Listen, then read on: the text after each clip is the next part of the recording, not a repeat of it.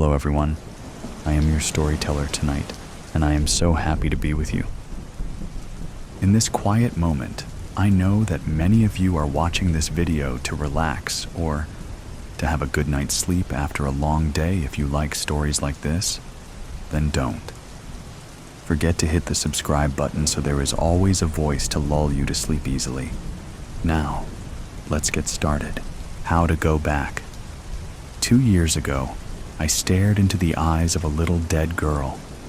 She was sprawled on some highway, deep in what used to be the Midwest, her dead, fermenting eyes staring past me, and up into the sun-bleached sky. They didn't leave many bodies behind when they left, didn't want to find skeletons when they came back, I assume. Her skin was dark and leathery. There was a hole growing in her cheek. Blue tendrils came twirling out of the rotted, bony mass with those little orange tips. I wished they were green. I missed the trees, the grass. The closest thing to nature are the dead bodies with the synthetic viruses, eating themselves towards the clouds. Puny fingernail scratches on deep blue skin. She might have been dead for 3 months, 6 at a stretch. The first thing I felt when I saw her was excitement. She was the closest thing I'd seen to another person in 6 years. My father's body had been more pristine, less infected by the now, a perfect conservation of the then. There was only the tight, red little hole in his temple, the pool of dark, sticky blood pooling around bits of his brain, staring at me like a sick, foaming, red-furred dog. His eyes were stained red by blood, and they sat uncomfortably in their sockets, dislodged by the force of a bullet tearing it all up behind them. He was smiling, a slash of red teeth, red eyes popping. I half expected them to flick towards me, half expected the revolver, still lying loosely in his palm, to fire a matching shot through my own temple. I was relieved when he killed himself, as I was when I saw the dark hole in that little girl's cheek. I took the gun, I took his shoes, I turned around, and I left. As I reached the crest of the yellow hill, I looked back at him, lying like roadkill on the highway, in the dead yellow grass, our truck lying upside down, smoking, a few feet away. I wiped blood from my forehead, and I pressed on, the sun belching like a toad-white bubble of heat that burst around me periodically. There was a similar gunshot in the little girl's calf that poked out from her purple nightgown. It was the nightgown that made me vomit. I heaved onto the tarmac. I heaved and I heaved. She was so young, the same age as me probably, when I left my father's corpse to rot in the fat white sun that turned the sky gray from its heat. It happened in the night, I thought, sitting on the tarmac, staring at the little dead girl. There were faint, sun-baked faint tire marks on the road. She had gone, I thought, so young. She died, seething with red-hot pain, alone in the inky night, not an inkling of who she once might have been. The sun was rising, the sky was losing her blue. The pile of vomit to my side would begin to cook soon, like a stinking goose egg in a frying pan. I stood up. I looked at her once more, a china doll, cracked up and fading in the sun. I turned my head back to the road, the tarmac melting into a black puddle on the horizon. It had been the last wink of winter that day. Or what would have been winter? My diary says so. March 3rd. It's almost definitely wrong. The last time I was really sure of the day, the month, the year, I was 9. The day the school caught fire and burned down. The village burned for a week. The school was first, a black plume into the purpley gray midday sky. The grass was already threadbare, yellow. The buildings were lazy, wooden shacks, standing crooked, haphazard, peeling rows like a pile of matches. It's difficult to build, gather materials, do anything at all when you swelter all day under a rock or in a shack waiting for the midnight hours. The village burned, and then Grandma picked up bleach on the exodus, and soon everybody was gone, my father on his way. That day, after seeing the dead girl, I had collected enough gas and food to wait out the summer in the caves. They were damp, dripping places if you went down far enough. It stank of rotted bodies, those who had starved or gone, but it was cool. It was dark. It was safer than third-degree burns and snarling tumors all summer long. I remember, I'd left it so late that I knew to stop driving and lie in the grass under the car. I usually passed out from the heat after an hour or so. When the sun was lower in the sky, orange and red, the sky green and pink, I poured water over myself, guzzled it through my cracked, bleeding lips. And then I drove, and I drove. I'd left it so late, so dangerously late, that towards the end of the journey they started appearing in the sky. Small black dots at first, but they got bigger. They're ships, full of, I don't know, probably scientists in gray coats, watching, waiting for everything to die so they could start again. They're nothing but black pebbles in the sunset to me, and they disappear in the safety of the night. Black pebbles, no windows, no movement, no noise. They've no exhaust fumes, no visible sign of life. They just float calmly in the sky, black beads, watching as Earth eats itself like a coyote starving in the desert, picking at its own ribcage for morsels of its fleshy stomach. A stomach long gone. That little dead girl was a premonition, I suppose. It had been a silent, dissociative half-decade of white, silent heat. Each year dripped onto my lips like the last of the water in the hip flask I dangle now, as I speak, above my head. I should have been gone for the caves days ago. I stand on the roof of a gas station. It's midday. The sky is clear and gray. The yellow-brown plains sprawl outwards, forever on all sides. The highway cuts a black line down the middle. There's the occasional Lone Ranger, a telephone post in the distance, the hollow carcass of a tree. It's silent. So silent. Silence as deafening as a Red Sea, crashing down on my shoulders and burrowing into my dry, blistered throat. There's blood leaking from the blisters in my cheeks. It starts to boil slowly, etching teary burns down my chin, down my neck. I don't feel it. I don't feel anything. I'm a pair of eyes. I forgot the cave long ago. I've been waiting for this day. The last day of winter, the last wink. I hold my arms outstretched. From somewhere far away, much bluer and greener, much louder. If I squint, I can feel them burn like an old photograph on the campfire. The sensation starts to feel like rain, cold and relieving. I bleached myself intentionally. I went to one of the rotted bodies deep in the caves. A man. In the torchlight, his eyes were milky and half closed, his mouth slack. There was a bottle of something that had rolled away from his right hand. There were foamy remnants on his lips. He reminded me of my little brother, Jeffrey. Maybe if he had grown up in the green and blue world, then he would have looked like that. I kissed his forehead. I began to forget not long after. It was sweet. It was like falling slowly asleep. From this nightmare. This fucking nightmare, I hear myself scream from far away, in the blue and green. I start to turn away now, as my legs begin to give out on the roof of the gas station. I can feel nothing holding out his hand. The blistered now is a universe away. Just before I turn and walk down the hill, the rain pouring onto my neck, blurring my vision into a sweet, comfortable gray, expansive, eternal gray. I see that little dead girl lying on the highway, sprawled out on the scorched earth. I smile as I slip away.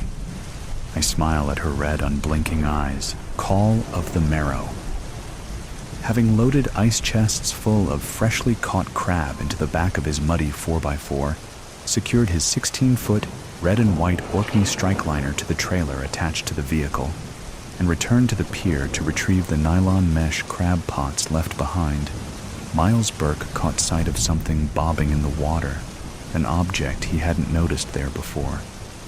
He recognized it at once as an old-style lobster pot, its slats covered in thick brown seaweed, its netting encrusted with barnacles. Mud and silt clung to its frame, and plant matter dangled from its corners, as though it had been buried at the bottom of the creek for decades. He was confused at first about where it could have come from, but then remembered the trouble he'd had hauling up the last of his pots. It had gotten snagged on something at the bottom of the creek, and he'd struggled to yank it loose. Maybe this Pirates of the Caribbean type relic had come loose too, then drifted ashore in the wake of his boat's churning engine. Whatever the case, he shrugged it off as insignificant following his initial fascination and busied himself stowing the rest of his gear. Someone else could discover it, a local fisherman or curious child. It would make their day and give them something to talk about in this sleepy coastal town. His eyes kept flicking to it as he worked, however, a curiosity growing that couldn't be quelled. It was probably nothing, but if the cage was as old as it looked, it could be of value. This notion nagged at him, so after depositing his cleaned and empty crab pots in the belly of the boat, he returned with a long-handled ice hook and used it to fish the cage out of the foam. It was cold and wet, slimy to the touch, but that didn't bother him. Hitching the hook to his belt, he turned the cage this way and that, confirming it was vintage, made of wooden slats, rope netting, and leather hinges. He identified the location of its circular trapdoor, but was unable to access it due to the dense accumulation of muck clogging it up. Now it was in his hands. He decided it couldn't be as ancient as he'd thought. The wood didn't smell or feel rotten. It had clearly been in the water a long time, and there was something inside. He could hear it slosh about when he shook it, but he couldn't find a chink in its algae armor to see what. Curiosity mounting, he held the cage tight against his chest and plunged the fingers of his free hand into the kelp. The fronds felt rubbery, springy, and refused to come away, instead seeming to hug the pot tighter. After a few moments, Miles became frustrated and glared at the brown stuff in annoyance. This was not how seaweed worked. The seagulls overhead seemed to agree. Circling restlessly, their shrill cries grew louder, more obnoxious, as though urging him to get the cage open and reveal its contents, or abandon it and leave it where it belonged. He winced beneath their barks, resisting the urge to tell them to shut up. Voices reached his ears, and he turned to see a pair of wizened old fogies in tweed flat caps and woolen jumpers making their way down towards the pier. He wasn't in the mood for small talk, so he hurried to the Land Rover, returning the ice hook to the boat as he passed. The cage was his now, as was whatever was within, and he didn't want to explain himself to locals. Placing the cage like a slumbering infant on the newspaper that occupied the passenger seat, he pulled his door shut and started the engine. Out of habit, he tapped the screen of his phone, which was clutched in the arms of a holder secured to the windscreen. 6 missed calls, 6 more on top of the 5 that morning. He didn't have to check to know they were from his wife, his father, his solicitor, all wanting to know where he was, what he was doing, when he was coming back to the circus his life had become. He'd come to Doonbeg to escape it, for one last indulgence of his favorite pastime before the strikeliner. His pride and joy was taken away. One weekend on the water, fishing and hauling up crab, that's all he wanted. A chance to be free before it all fell apart. The noose had been tightening for weeks. finally forcing him to come clean to Kiara about the failed real estate projects he'd been hiding. The multiple mortgages, the unpaid contractors, the suing investors. Forced him to admit it all in shame. The coastal resort he'd poured everything into, the one he thought would save his business, had collapsed before it could break ground. He'd stretched too far, betting that demand for luxury condos would return. It hadn't, and now, with every call he ignored, the threats were growing. Bankruptcy, foreclosure, fraud investigations, failure, exposure, humiliation. Tomorrow he'd return his attention to his woes and decide what he was going to do. Tomorrow, or the day after, or maybe the one after that. It wasn't like he had options. He was facing criminal charges and the repossession of his home and belongings. He had no control over any of it. The only thing he had any say left in was his marriage, and even that was slipping further away with each unanswered call. He had no idea what he wanted to do, fight for the love of his life or let her go. He did know one thing: Kiara did not deserve this. She was innocent. She shouldn't have to go down with his ship or be expected to support a man who cheated and lied. A loser. An idiot. An asshole. The last 3 calls had been from her, and she'd now sent 15 texts. He couldn't bring himself to read them, so he swiped the notification screen away, put the car into gear, and started driving.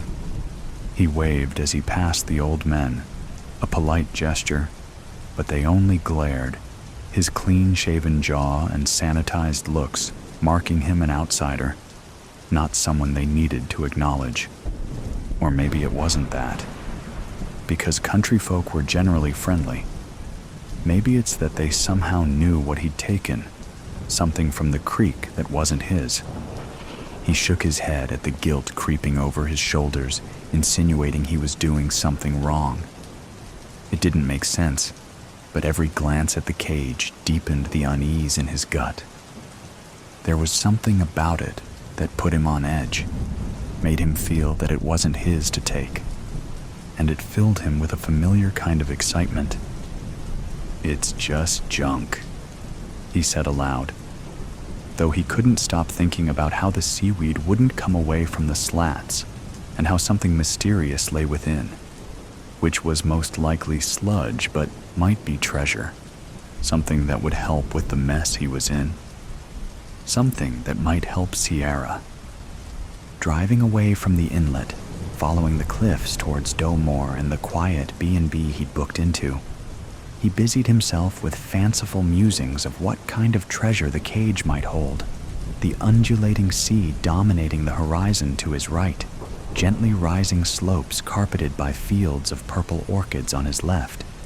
It was a magnificent day, all azure skies, cotton wool clouds, and the scent of salty sea spray in the air. He couldn't have asked for more. It was exactly the calm he needed before the storm clouds over his life unleashed their fury. The drive to Ayrton House took 20 minutes, and soon he was maneuvering his vehicle, boat and all, onto the gravel-covered parking lot at the side of the stone-clad building. He was the only guest that weekend, so space for his car and trailer wasn't a problem. He took his phone, the harbinger of inescapable doom, and climbed out, swinging around to the passenger side to reclaim the cage. He took time to wrap it in paper so it wouldn't make a mess when he went in, then crunched across the gravel to the door. He was eager to attack it with his knife, cut away the seaweed, and get inside, so he was hoping not to bump into the proprietor, a lovely old dear named Mary Shaw, who could talk like there would never be a tomorrow. He wasn't lucky. "Ah, there you are," Mary said, shuffling from the dining room as he entered the hall, a bright smile on rosy cheeks, dead carnations clutched in pudgy hands. "Nice day for it. Catch anything interesting?" "Not really. I was only after crab today." You can have some if you like. I'm only going to drop it at the market." He kept moving, casting her the briefest of smiles as he made his way to the stairs and started up. "That would be lovely. My Trevor used to catch crab every weekend before he fecked off to Australia with that floozy. I was telling you about her, wasn't I? Her and her 10 ex-boyfriends, and my Trevor to be number 11 because he couldn't resist her charms. What's that you have there?" He was on the 5th step when she spotted it, and he checked to make sure he hadn't dripped dirt on her carpet. "Just an old lobster pot. Found it at the pier. It's ancient, but might be worth something if I clean it up. People will buy anything these days." "Dunmore Pier?" Mary suddenly looked troubled, and the smile had fallen from her lips. "What do you mean, found it?"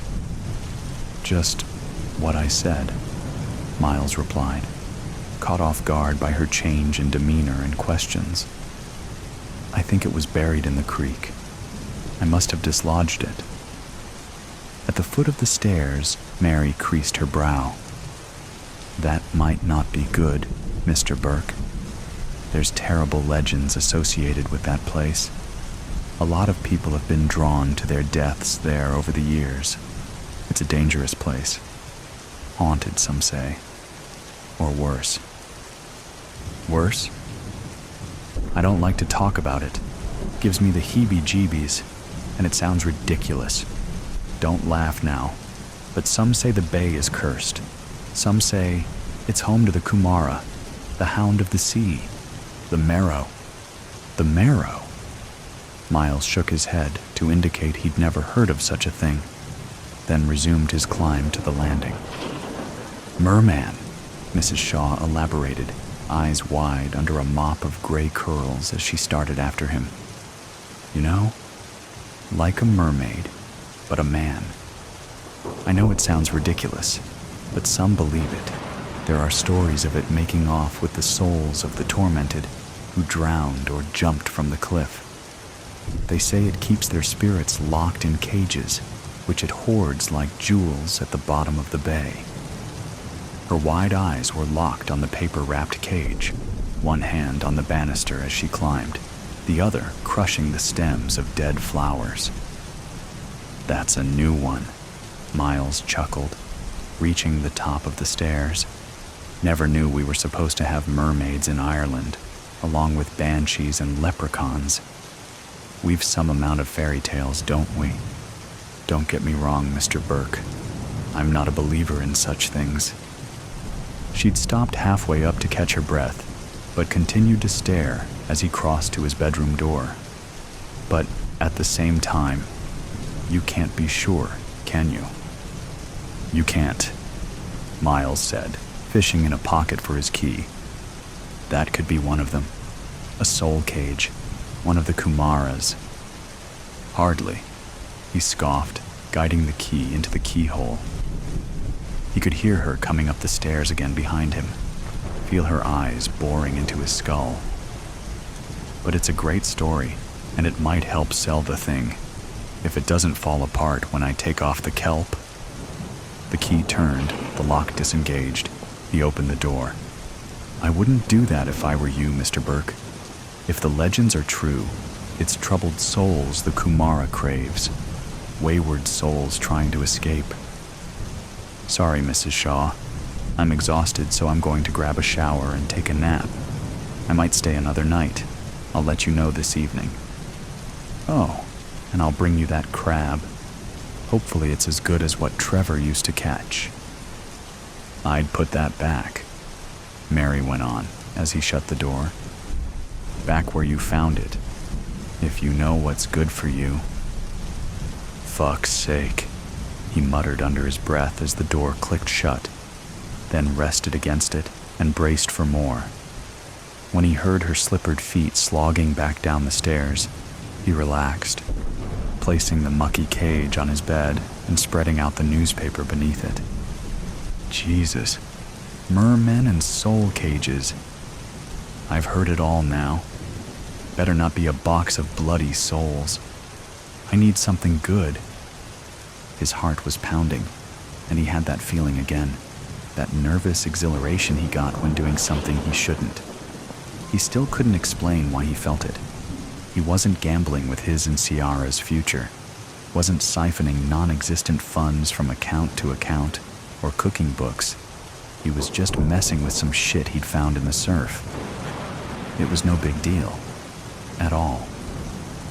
But he still felt the need to take the edge off, so he went to his suitcase for the small paper package containing a Ziploc bag of white powder, a well-used €50 note, and half an old credit card, then spent the next few minutes at the dresser sorting it out. Once satisfied, and having wiped some residue from his nose, he took the Swiss Army knife Ciara had given him for Christmas from a cargo pants pocket and prized out its largest blade. "For the man who has everything," he recalled her saying, and tears welled unbidden in his eyes. He'd had everything and never deserved it, never deserved her. He couldn't redeem himself now, even if the cage contained diamonds. But if he could make things right for her, that would give these last squandered years of his life some kind of meaning. And so, with a sharp inhalation, he knelt at the foot of the bed and started to saw. Almost immediately, he noticed it wasn't working. No matter how much he slashed, the seaweed refused to come away. He could see the blade slicing through fronds, watched them sever with his own eyes, but the slimy substance clung to the cage and refused to tear free. "What the hell?" He went at it harder, tightening his grip on the knife, jabbing its blade into the gelatinous sludge, stabbing, carving. "What is this?" And then the blade got jammed, and the knife's handle jerked out of his hand. "Damn it," he said, wiping a sweaty palm on his muddy pants before reaching to take back the knife, only to see it get sucked into the seaweed and disappear. "What?" It was sudden and noiseless, a subtle, casual motion that seemed almost normal. Miles moved his face closer, squinted to peer through the mulch, couldn't see in. "You're having a laugh." He sighed and poked his fingers into the mush where the knife disappeared. He couldn't feel it. He wriggled his fingers in further. The seaweed seemed to loosen around his hand. He twisted his wrist, and his fingers and thumb slipped inside. The seaweed seemed to shrivel up and tighten. His fingers got a hold of something solid. Then something solid got a hold of him, clamping around his hand and squeezing tight. "Miles Burke," a voice seemed to issue from within. "Ah!" Miles cried, hugging the cage to his chest and hopping to his feet. The thing on the inside pulled, and his hand slipped in up to the wrist. Miles Burke. Jesus. A strange sensation, like aggressive pins and needles, swept through him, starting in his hand and spreading fast, up into his arm, shoulder, face. "Get off." He maneuvered the cage with the arm it was stuck on, held it against his side with the other. He pulled, he tugged, he staggered around the room as he struggled, yelled and pitched forward when he felt something bite. He crashed into a wall, lifted his head, let his terrified gaze peer into a mirror. The face staring back wasn't his. Fear gripped his chest and he screamed, falling away from the monstrous visage, all doughy, gray flesh, mossy green hair, pig-like eyes and moldy teeth. "Give it to me," Miles could have sworn he heard it say, before he tripped and fell back, cracking his head on the corner of the dresser and coming to rest on the floor. He dreamt then, a dream like no other, a strange collection of images and sounds that made no sense, of him lying motionless on the ground, blood painting a pool around his head, of Mary Shaw entering the room, of policemen covering him with a sheet and collecting powdery evidence, of Mary driving, walking, standing at the edge of the bay, whispering into the cage, saying, "I warned you." Your tortured soul called out, and the marrow called back. Of the cage being cast into the sea, of the dark, murky depths of a jet-black ocean, of the pig-eyed Kumara slithering from the depths to claim its prize, its cage now home to a fresh soul gleaming with torment, a treasure to be savored for eternity, Ari, the heat, death of the sun. Reality was having a Monday with a capital M. Never mind that it was Thursday, or that Monday always began with a capitalized M, or that both Mondays and Thursdays only existed on Earth. That was all beside the point. Ron liked that about Earth, though, the calendars. Really, humans had something special going on with them. They were great with organizational skills, and he appreciated that, given his role as manager of accounts payable. He was just one cog in the existence machine, but lately Ron felt he might be the only one to really give a hoot about the overall health of the industry. The atmosphere of the Division of Material Validity office was drab, sure, but he found his job of keeping existence running to be interesting. There were an infinite amount of vendors that manufactured the various components of reality, and he enjoyed his role of ensuring that those accounts all got paid for their hard work. Ron's day started off fine enough. His boss, Mike, prattled through the morning meeting with his usual ennui before giving him a checklist of urgent tasks. Ron spent his pre-lunch hours ticking off boxes. Pay the universe's monthly time invoice to keep months a thing. Contact maintenance overdue space-time fabric repair on collapsing wormholes in Sector 12. B. Review discrepancy in inertia. Report on galactic planetary rotation. Forward any Earth RFPs titled, "Oh God, please save us," or similar to upper management. He got through the first two in record time, considering he paid time ahead of schedule, but the Monday-ish nature of the Thursday kicked into high gear as he scrolled through an inbox full of dismally titled RFPs. He'd always thought the DMV overpaid reality's freelancers, so he was perplexed as to why there seemed to be so many slackers recently. Humans weren't the only ones having issues. The fluxers on Zemulus 237 were freaking out about Zemulus 237 suddenly rotating backwards, but given their sheer amount of messages, humans were definitely making the biggest fuss. He'd been scrolling for the past 15 minutes, and he still hadn't reached the end of this morning's RFPs to the Savior Department alone. Ron glanced across the aisle at Florence's cubicle and saw that she wore a similarly exasperated expression as she looked through them all. It would seem that endless earthen pleas to the heavens were clogging up everyone's inboxes. Ron, frankly, was at his wit's end. He dialed Mike's office phone extension. Why is Earth spewing out so many salvation proposals all of a sudden? Sun's getting too big and hot. They're having a rough go of things. Ron blinked and scrubbed at his forehead. That's odd. I paid Fusion's invoice. I know. They got upper-level orders to churn out more energy, though. Kicked it up yesterday.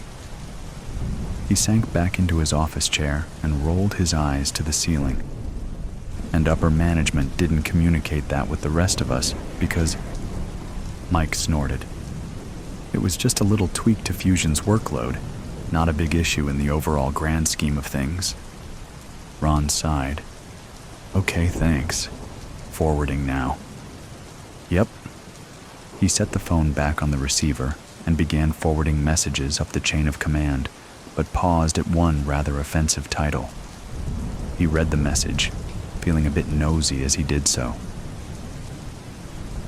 From Alice Kincaid at Earth.universe.2, all at DMV.universe.subject, RFP.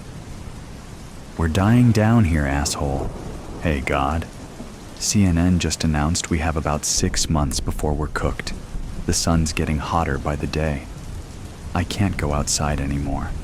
I thought we had like a billion-ish years left. At least, that's what the Science Museum exhibit said when I went as a kid.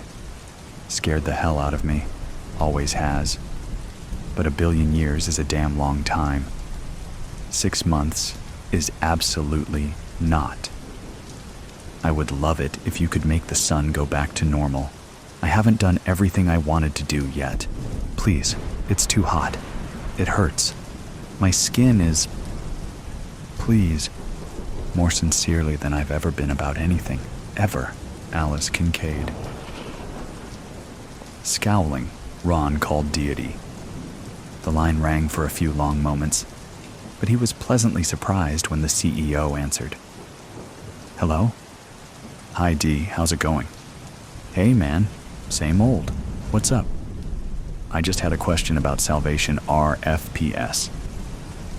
Ron could hear Deity typing something as he responded blandly, Shoot. Are you guys doing anything about them? I've forwarded several to you and the board, but they just keep coming. I was going to mark them as spam and wanted to check if you're receiving them without me forwarding. Yeah, spam them.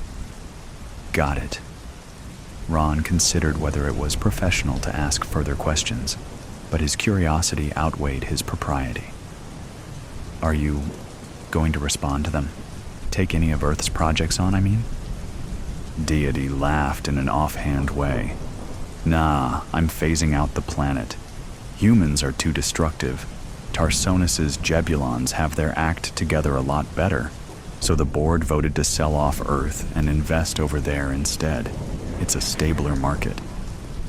He felt a hot stab of dismay at the news and swallowed thickly. Understandable, but can I say? He gave a little laugh. I mean, I know it's way above my pay grade, but...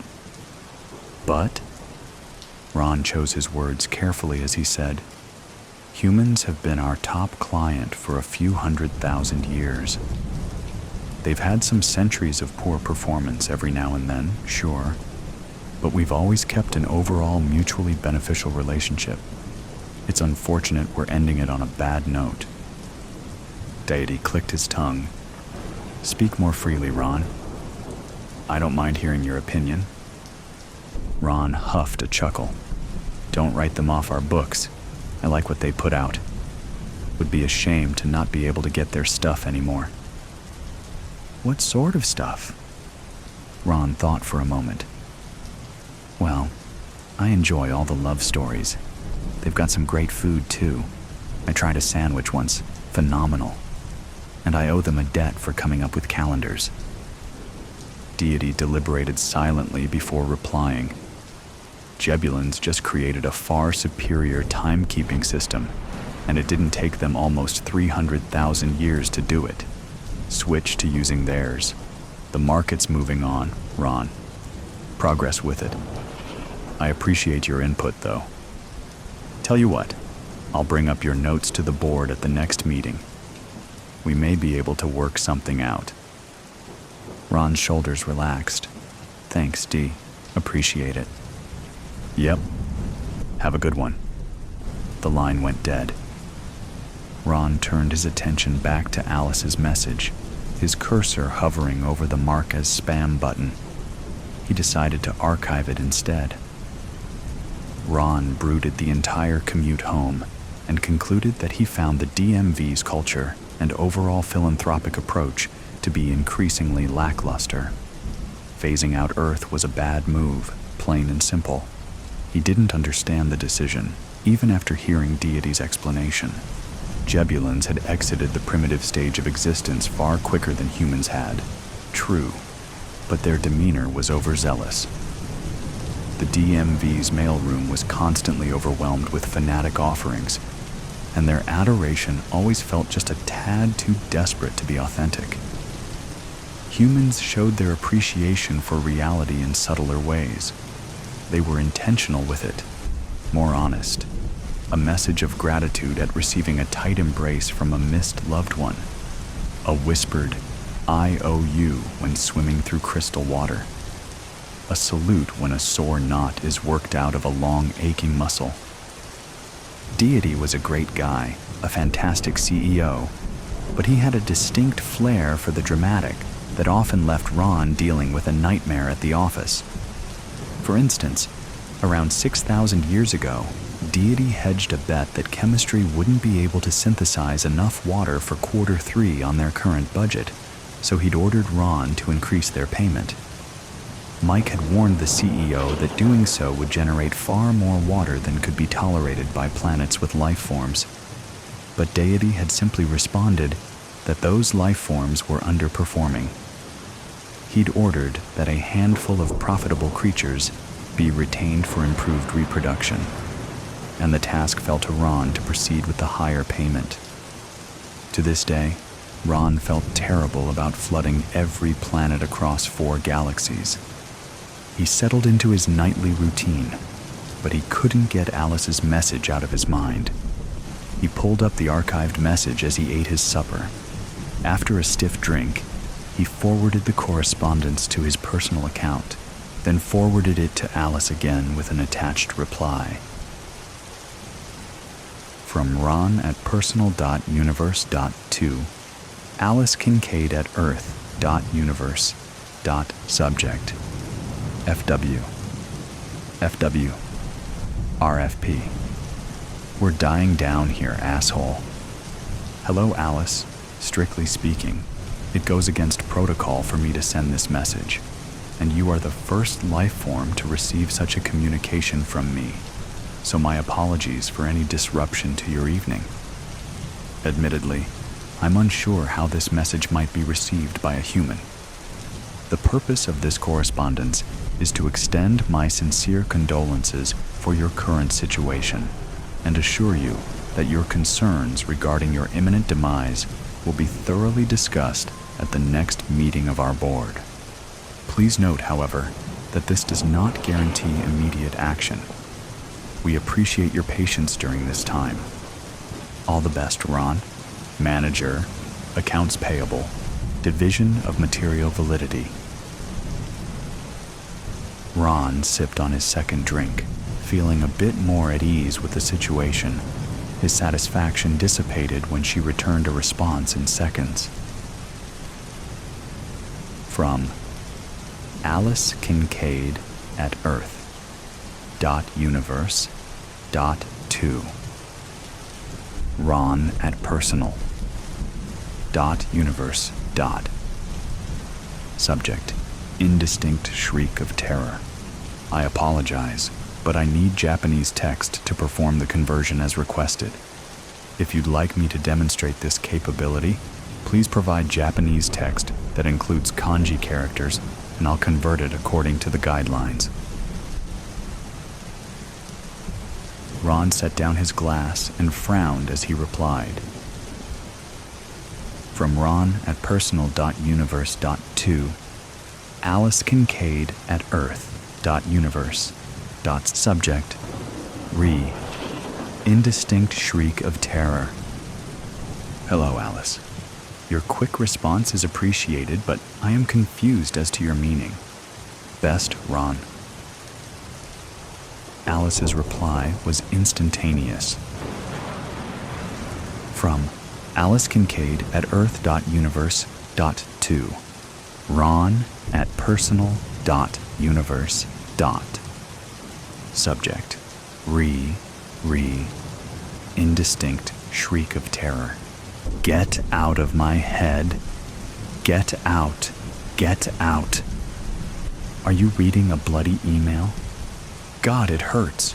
It hurts. Ron winced, pulled out his phone, and found Alice's alternate contact in the DMV database. He dialed the number for a video call. The image of a hyperventilating woman curled into the fetal position on a dirty floor appeared on the screen. She was covered in patches of charred skin, and her hair was matted with blood in some places. Ah, hello. This is Ron. Please forgive me for calling you at this hour, and for the pain you experienced receiving my initial messages. I wasn't aware my previous form of communication would be painful for a human. She let out a shriek upon seeing him appear in what looked to be her kitchen. Her hands tore at her hair as she mumbled incoherently, "Are you all right? It wasn't my intention to startle you." Alice shot to her feet and tugged a large chopping knife from its holder, brandishing it in his face. What are you?" Ron's brow furrowed. He'd always assumed humans would recognize a DMV agent, considering all the mail they sent. As I said in my earlier message, I'm the what the hell? Manager of accounts payable at the DMV, he continued as she panted a string of vile curses. I read your RFP meant for the Savior Department, and I felt just awful about what's happening to your son. I thought I'd give you an update personally, maybe alleviate your fears a bit. Her subsequent screech was nearly unintelligible, but Ron deduced through the wailed expletives that she was confused about the nature of the DMV. "Please, miss, calm yourself. I'm not technically in the room with you." Alice's eyes bulged, but she stilled, and the knife clattered against the tile floor. The division is quite hard to explain to a life form on your plane of existence, but the short answer is that we manage and regulate that plane. She jabbed a finger in his direction. "So you're the one responsible for making the sun about to explode?" Ron's teeth tugged at his bottom lip. "It's a bit more complicated than that." He lost the battle against his better judgment and gave the terrified woman a simplified explanation of Deity's decision. When he finished, she sank to the floor in a heap and put her filthy head in her hands. "It will be all right. The board will..." Alice breathed a raw laugh. Ron looked at her with concern as the sound grew in broken intensity. "Miss..." "Angels," she choked out between gasping fits of laughter. "And God and reality itself are all just a bunch of corporate goons, and I'm nothing more than an underwhelming employee, and..." Her laughter morphed into weeping. "Oh, that is cruel."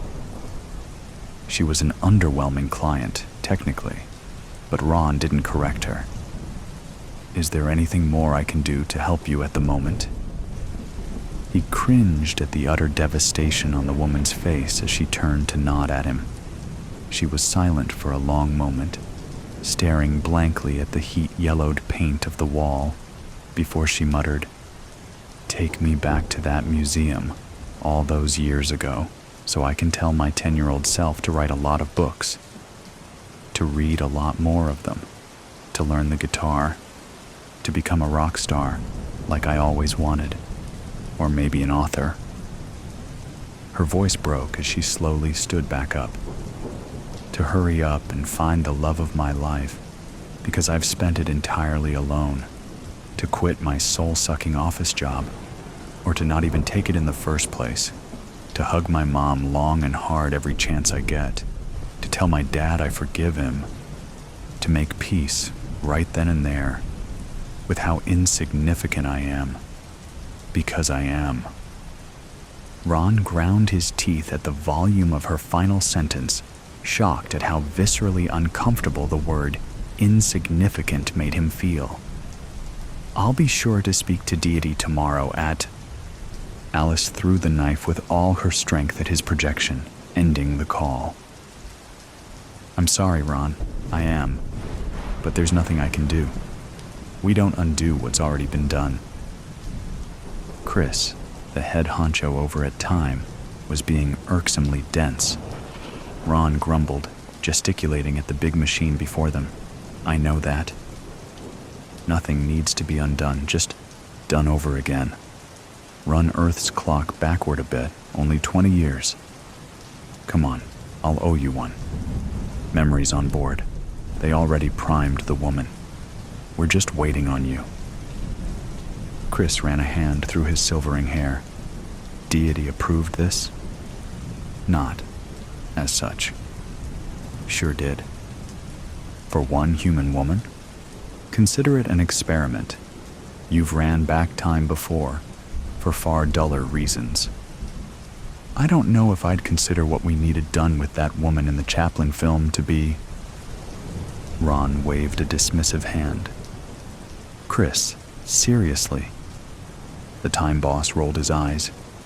Fine. Who, when, and where am I sending her? Ron explained Alice's plight, and Chris pushed various buttons on the machine. Just send back her present consciousness into her childhood self. That's it. You do realize that this might kill the woman. We've never reversed memory back into time before. He shrugged and scratched his nose, looking at a sleeping Alice on the screen in front of them. It's an experiment. Chris nodded, then cranked a few more dials. Adult Alice didn't move, but the child Alice on the adjacent screen. Ron cringed as the child screamed and screamed and screamed. Chris sucked in air through his teeth. Child Alice drew frightened looks from the other science museum patrons, until finally being subdued by her mother. Ron scratched his temple, chewed the inside of his cheek. The girl screeched, over and over again in her mother's arms. What's the point? Chris shut the machine off, locking adult Alice into her child body forever, or at least until the sun exploded. He clapped Ron on the shoulder. Call that a success?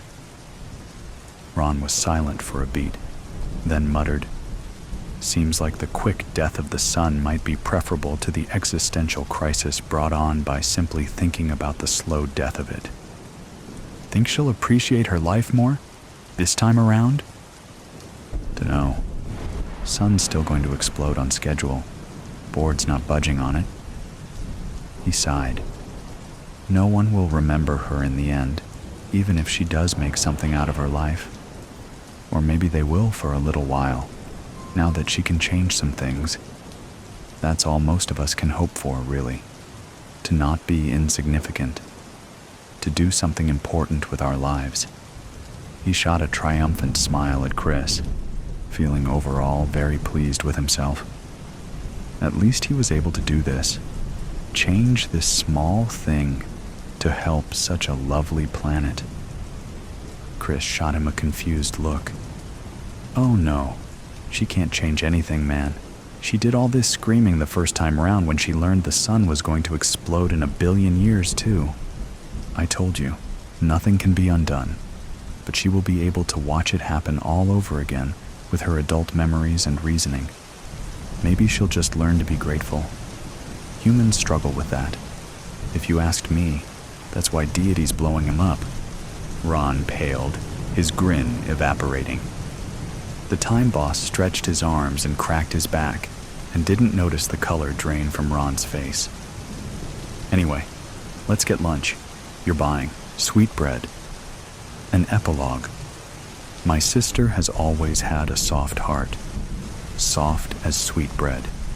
She cried after the old woman, despite everything. Maybe because of everything.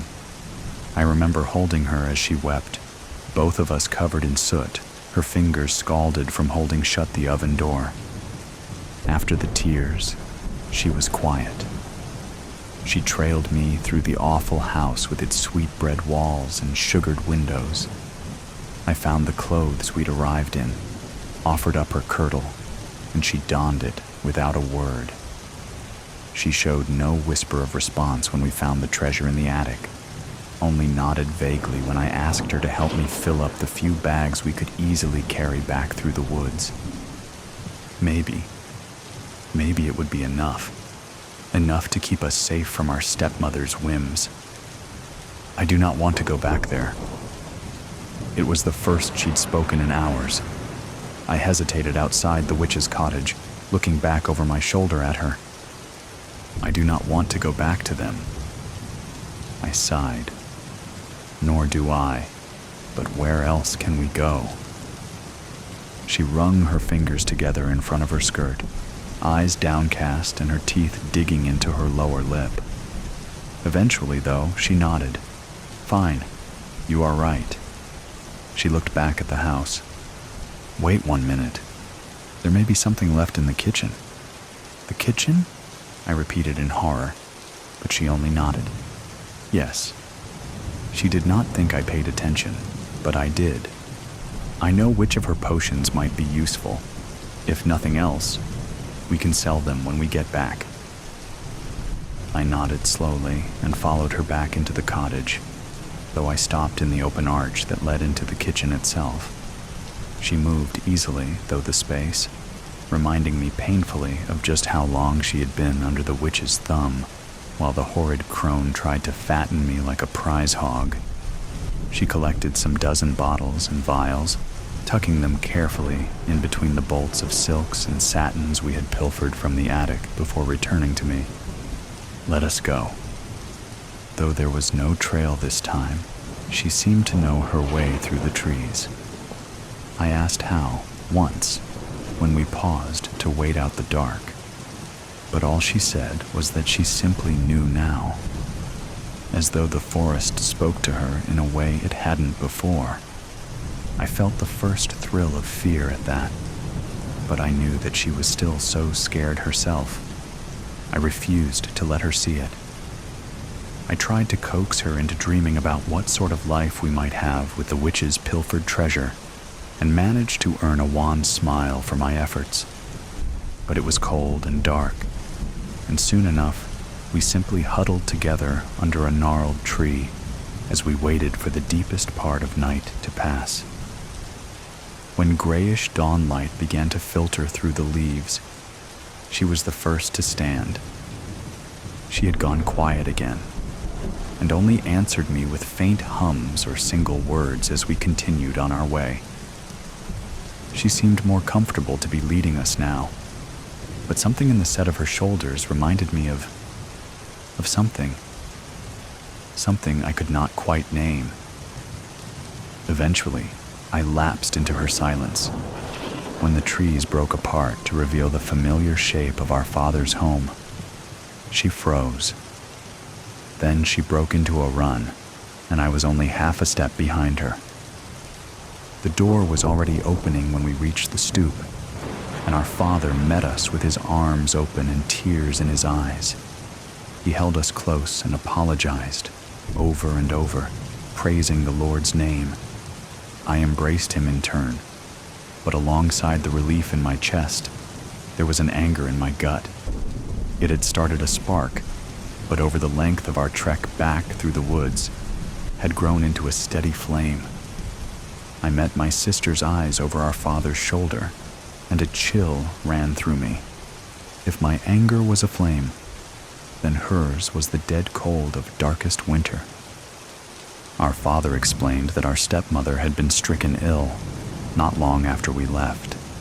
She was in her room now, asleep, and had been for days. He did not expect her to recover, though he had been following the physician's orders as best he could. "Perhaps she shall rally to see you," he offered us hopefully. When neither of us answered, he sighed and dragged a hand down his thick beard. There was more gray in it than I remembered. "I know you must be angry with me, with us," he told us wretchedly, "that I could lose track of you so easily. It is an unforgivable failing in a father." "Lost?" I started slightly at the sharp edge in my sister's voice. Our father did too.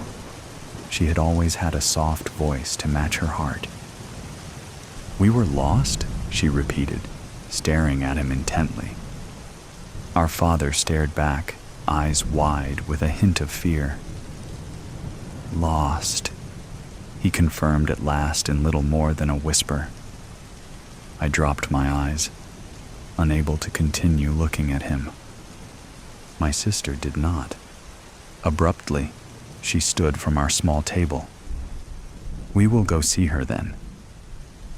I blinked, startled both by the sudden movement and the conviction in her voice, but I followed her into our stepmother's sick room. That flame of rage flickered a little higher in my chest, and I found that I could not make myself move more than 2 steps inside the door. My sister knelt beside the hateful woman and smoothed a hand over her brow in a gesture so tender It made me want to break something. Here, she tipped one of the witch's vials against her lips. This will help. I almost reached out to stop her, but as though she sensed the movement, she held a staying hand back toward me. When the vial was empty, she stood and brushed her hands down the front of her skirt. She did not look at me as she left the room. I hesitated a moment longer behind her, staring at the woman who had left us to the wood and the wild. Already, her breathing seemed easier. Anger and love for my sister warred, twin flames in the center of my chest. She had always borne such a soft heart. Our stepmother was awake and lively within a day. Though shocked by our return, she was mollified enough by the offerings of treasure we had stolen away with that she simpered and even summoned up some mawkish tears through which to tell us she was so sorry we had been lost to the wood. My rage burned hotter, and my sister grew colder. "We should celebrate your return," our stepmother exclaimed, a shawl wrapped around her shoulders, but no other sign of her illness remaining. "What do you wish for supper, my darlings?" "Sweetbread." I jerked around to stare at my sister, eyes wide and mouth agape. She did not so much as glance at me, but I felt her hand take mine under the table. She smiled at our stepmother, and my throat went dry. "But you are still recovering, stepmother. I feel quite well, all things considered. I shall make it," she offered gently. I could have stopped her then, could have clutched her hand in mine and dragged us out. We could have taken the treasure and left. It had been foolish of me to think there was nowhere for us to go. We might go anywhere. Seeing our father again, hearing him refuse to admit what they had done, made me sure of that. But my sister looked at me just for a moment, and the ice in her gaze froze me to my chair. She was not looking for permission, but I nodded shakily anyway. Our stepmother exclaimed what a good, kind girl she was as she moved into the kitchen. Soon enough, the cloying smell of the baking sweetbread hung thick in the air. It was all I could do not to gag. My sister served the plates while the bread was still steaming gently, even drizzling the last of our honey stores over our parents' portions. "We can always get more at the market now," she said with a hollow little laugh. Our stepmother agreed happily, though our father hesitated a moment before doing so himself. He was watching my sister with a faint wariness as she took her seat beside me. "Go on then, let us eat." They did. We sat in silence. It took our stepmother first. A faint cough, a furrow in her brow. She looked up with confusion, which changed quickly to a horrified realization as she stared at my sister. "You—" Our father choked, red spattering his lips. I looked away, squeezing my sister's hand tight where she had once more taken it beneath the table. We were desperate," he strangled out, reaching for her pleadingly. "I did not want to. She made me." My sister shook her head. "You let her." He collapsed forward onto the table, his breath a wheezing rattle that grew fainter with each passing moment. Our stepmother tried to lunge for us, but her legs gave out, and she sprawled across the floor. A scarlet trail, like candied jam, trickled from the corner of her mouth. "You—" She gasped again, glaring balefully up at my sister. "You, little witch." They both began to convulse. I buried my face in my sister's shoulder. I could feel her stroking my hair. Even without raising my head, I knew she did not look away until their last breaths had faded into silence. Then she simply stood, her hand still in mine. We were both silent as we gathered up our bags, still unpacked by the front door, and stepped out into the cool evening. "You are afraid?" I swallowed. Yes. She smiled at me, squeezed my hand again, and all I felt was cold. "You do not need to be. I will protect you." My sister has always had a soft heart, soft as poisoned sweetbread, the ghost of old Jeb Brown. Childhood memories of walking home from school on Halloween Day, cool breezes under overcast skies, the scratching of dried leaves on the pavement as the wind pushed them by. They crunched under my feet and made a swoosh, swoosh sound as I walked through them. When I got home, I raked them up into mounds and cannonballed into them with a splash like crunchy water. My old Labrador retriever with his gray face would find the energy to join in the fun, pouncing on top of me with a vivaciously wagging tail. The neighborhood was always decorated for fall. There was nothing creepy or scary at all. Hay bales and scarecrows peppered the subdivision along with the old, dried-up corn stalks. Every house had a jack-o'-lantern. We'd spread out old newspaper over the table to carve my pumpkin, cutting off the top. I'd scoop out the sticky fruit and separate the seeds. Mom would wash the seeds and salt them up before baking them in the oven, while I cut out triangular eyes, a nose, and a goofy smile with only a few teeth. A candle was always placed in the center, giving the pumpkins a ghoulish glow. Homework was done with haste. A shower was taken early. Dinner was served before dark. My costume was never anything fancy. A plastic character's suit with a hard-to-see-through plastic mask that was held on by a thin rubber band.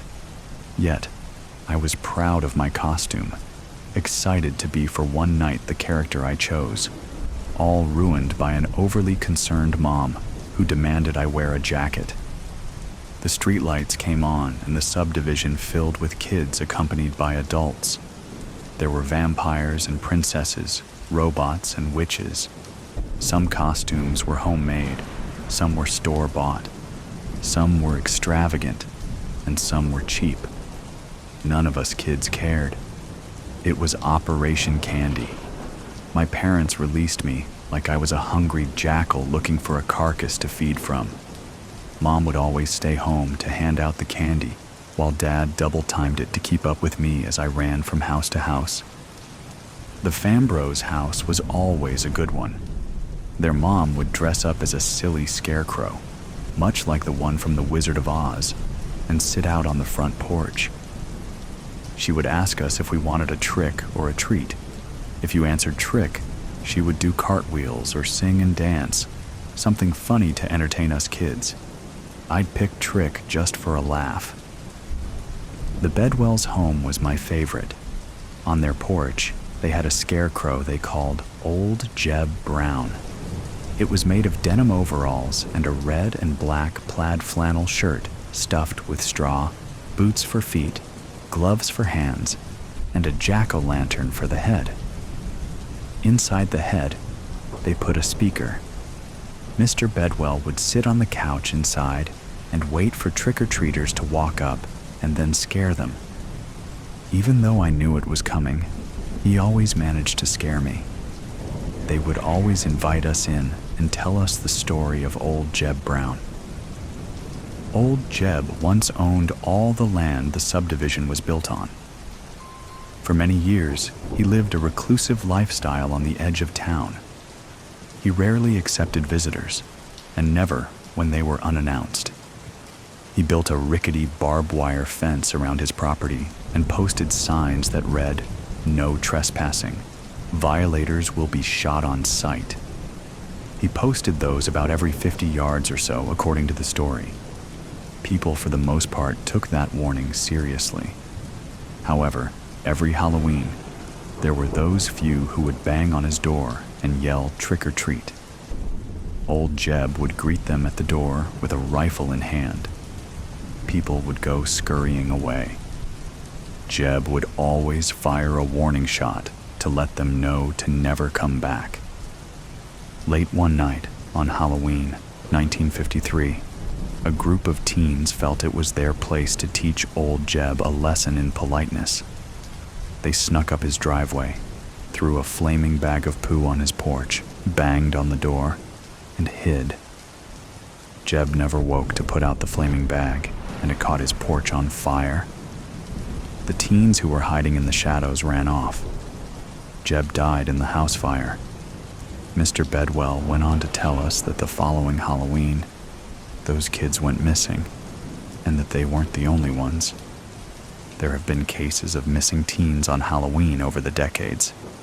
He believes it was the ghost of old Jeb Brown exacting revenge on bad kids on the anniversary of his death. As a young kid, the story did a good job of scaring me straight. But when I turned 13, it was just a bunch of malarkey. At that age, I hit a growth spurt and was too big to trick or treat. The little things like jumping in the leaves, carving jack-o'-lanterns, and the magic of autumn were lost on me. Frankly, I hated the season because it meant school was well underway. That year, Halloween fell on a Friday, and 2 of my friends stayed the night at my house. They told me there were other ways to have fun on Halloween than trick-or-treating. We waited until my parents went to bed. We grabbed toilet paper, all the eggs we had, and a couple ball bats. We snuck out of the house late that night. We found a neighbor's house with no lights on and threw toilet paper in their trees, covering it. We then egged their car using half the eggs we had. Then we destroyed their decorations and smashed their mailbox. A light came on in the house and we took off running, dodging behind another house so we wouldn't get caught. We found it all exhilarating, laughing at our antics. We took a shortcut through the yards to the opposite street, Mr. Bedwell's street. My friends saw old Jeb the Scarecrow and immediately wanted to ruin it. I told them I didn't want to mess with that house, that I knew the guy, but they didn't want to listen. They started with the toilet paper, just like the last place. Then they moved on to egging the front of his house. My one friend, Jimmy, grabbed a large landscaping stone from Mr. Bedwell's yard and threw it through his bay window. They turned to run, but Jimmy didn't get away. Old Jeb jumped up and grabbed him. Me and my other friend, Ricky, screamed in fright, but were not about to leave our friend. We started hitting the Scarecrow with the bats, but the bats didn't faze it. By then, the lights were on in Mr. Bedwell's house. He was furious, but ran outside to help Jimmy. The Scarecrow knocked Mr. Bedwell down and ran off with Jimmy. We chased old Jeb all the way to the graveyard. There, Jimmy started sinking into the ground, and the Scarecrow fell into a limp pile of clothes and straw. We grabbed a hold of Jimmy and pulled with all our might, but something stronger was pulling him down. We screamed for him to hold on, but the dirt was rising up over his face. His hands slipped from our grasp, and he was gone. We didn't have time to mourn or dig. The Scarecrow stood back up, alive, and stomped towards us with intent.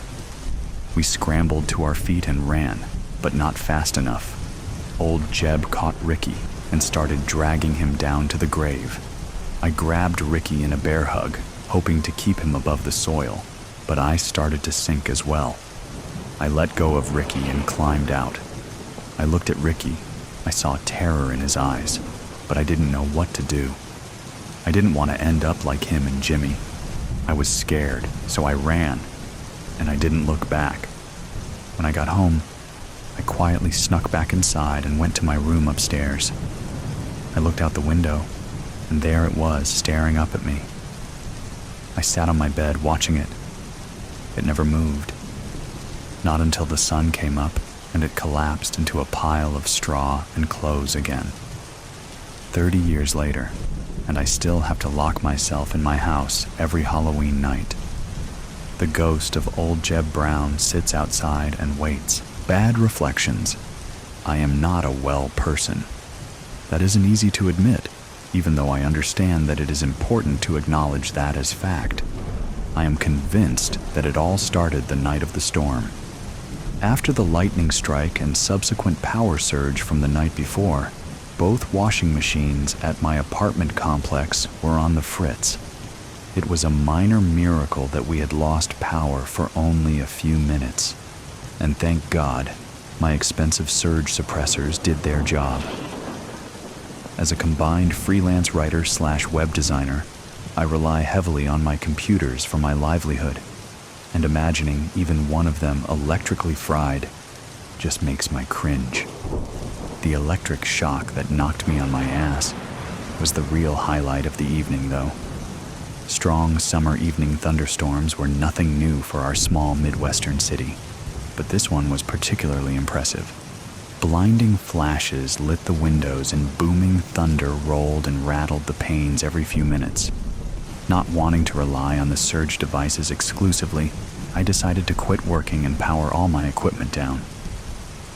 Reaching down and unplugging the main computer power feed at the critical moment when the lightning-induced surge came through, I actually saw as well as felt the arc as it jumped from the wall outlet, first following the cord, then my hand as I pulled the plug out.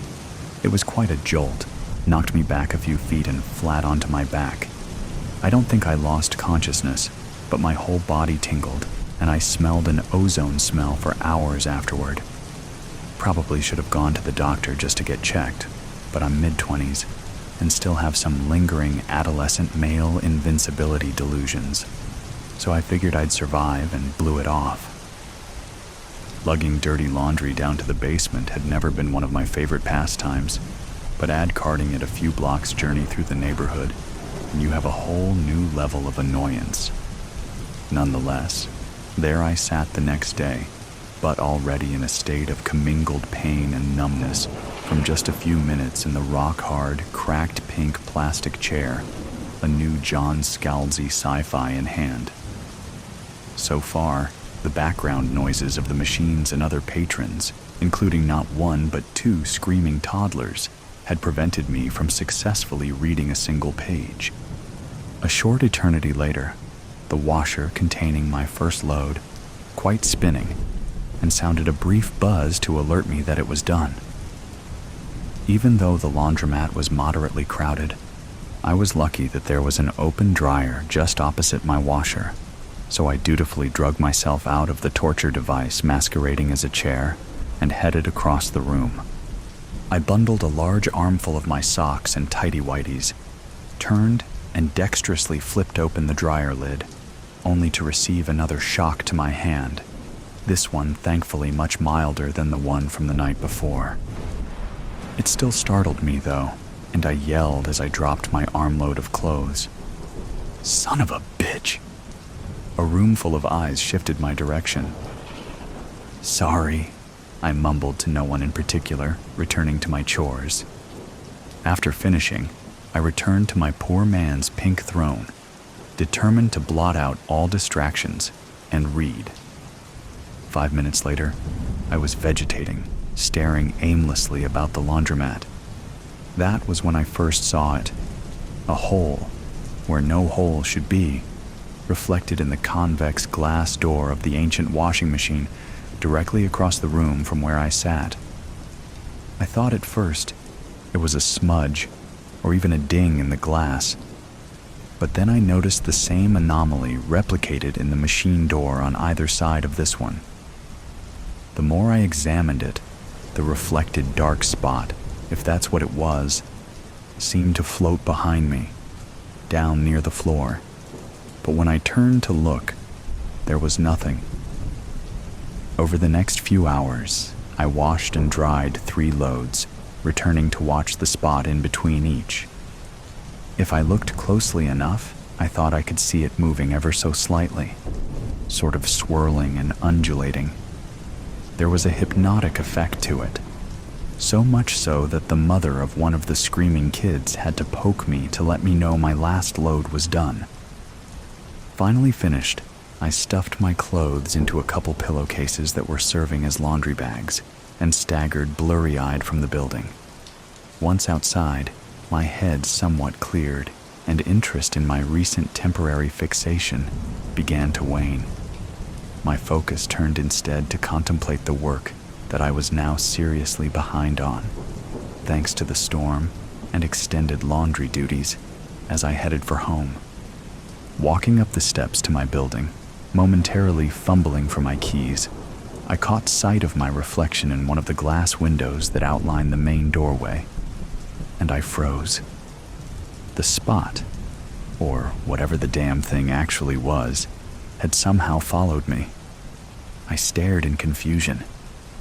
It didn't seem possible, yet there it was unmistakably in the reflection, hovering in the same vicinity behind me and just above the ground, like it had appeared before. I spun my head around, and just like before, there was nothing to be seen behind me. Against my better judgment, I spun my attention back to examine the reflection in the window. The spot was indeed there, but it had changed. While I had been walking home, it had grown larger and had begun to emit flashes of light from its swirling center. Just a speck appearing here and there, briefly shining through before the undulating mass rolled and blotted it out again. And along with the reflection, there was now an accompanying sound, a faint tinkling, like a set of wind chimes coming from the direction of the spot. Unlike chimes, though, that came and went randomly with the wind, these played a melodic tune.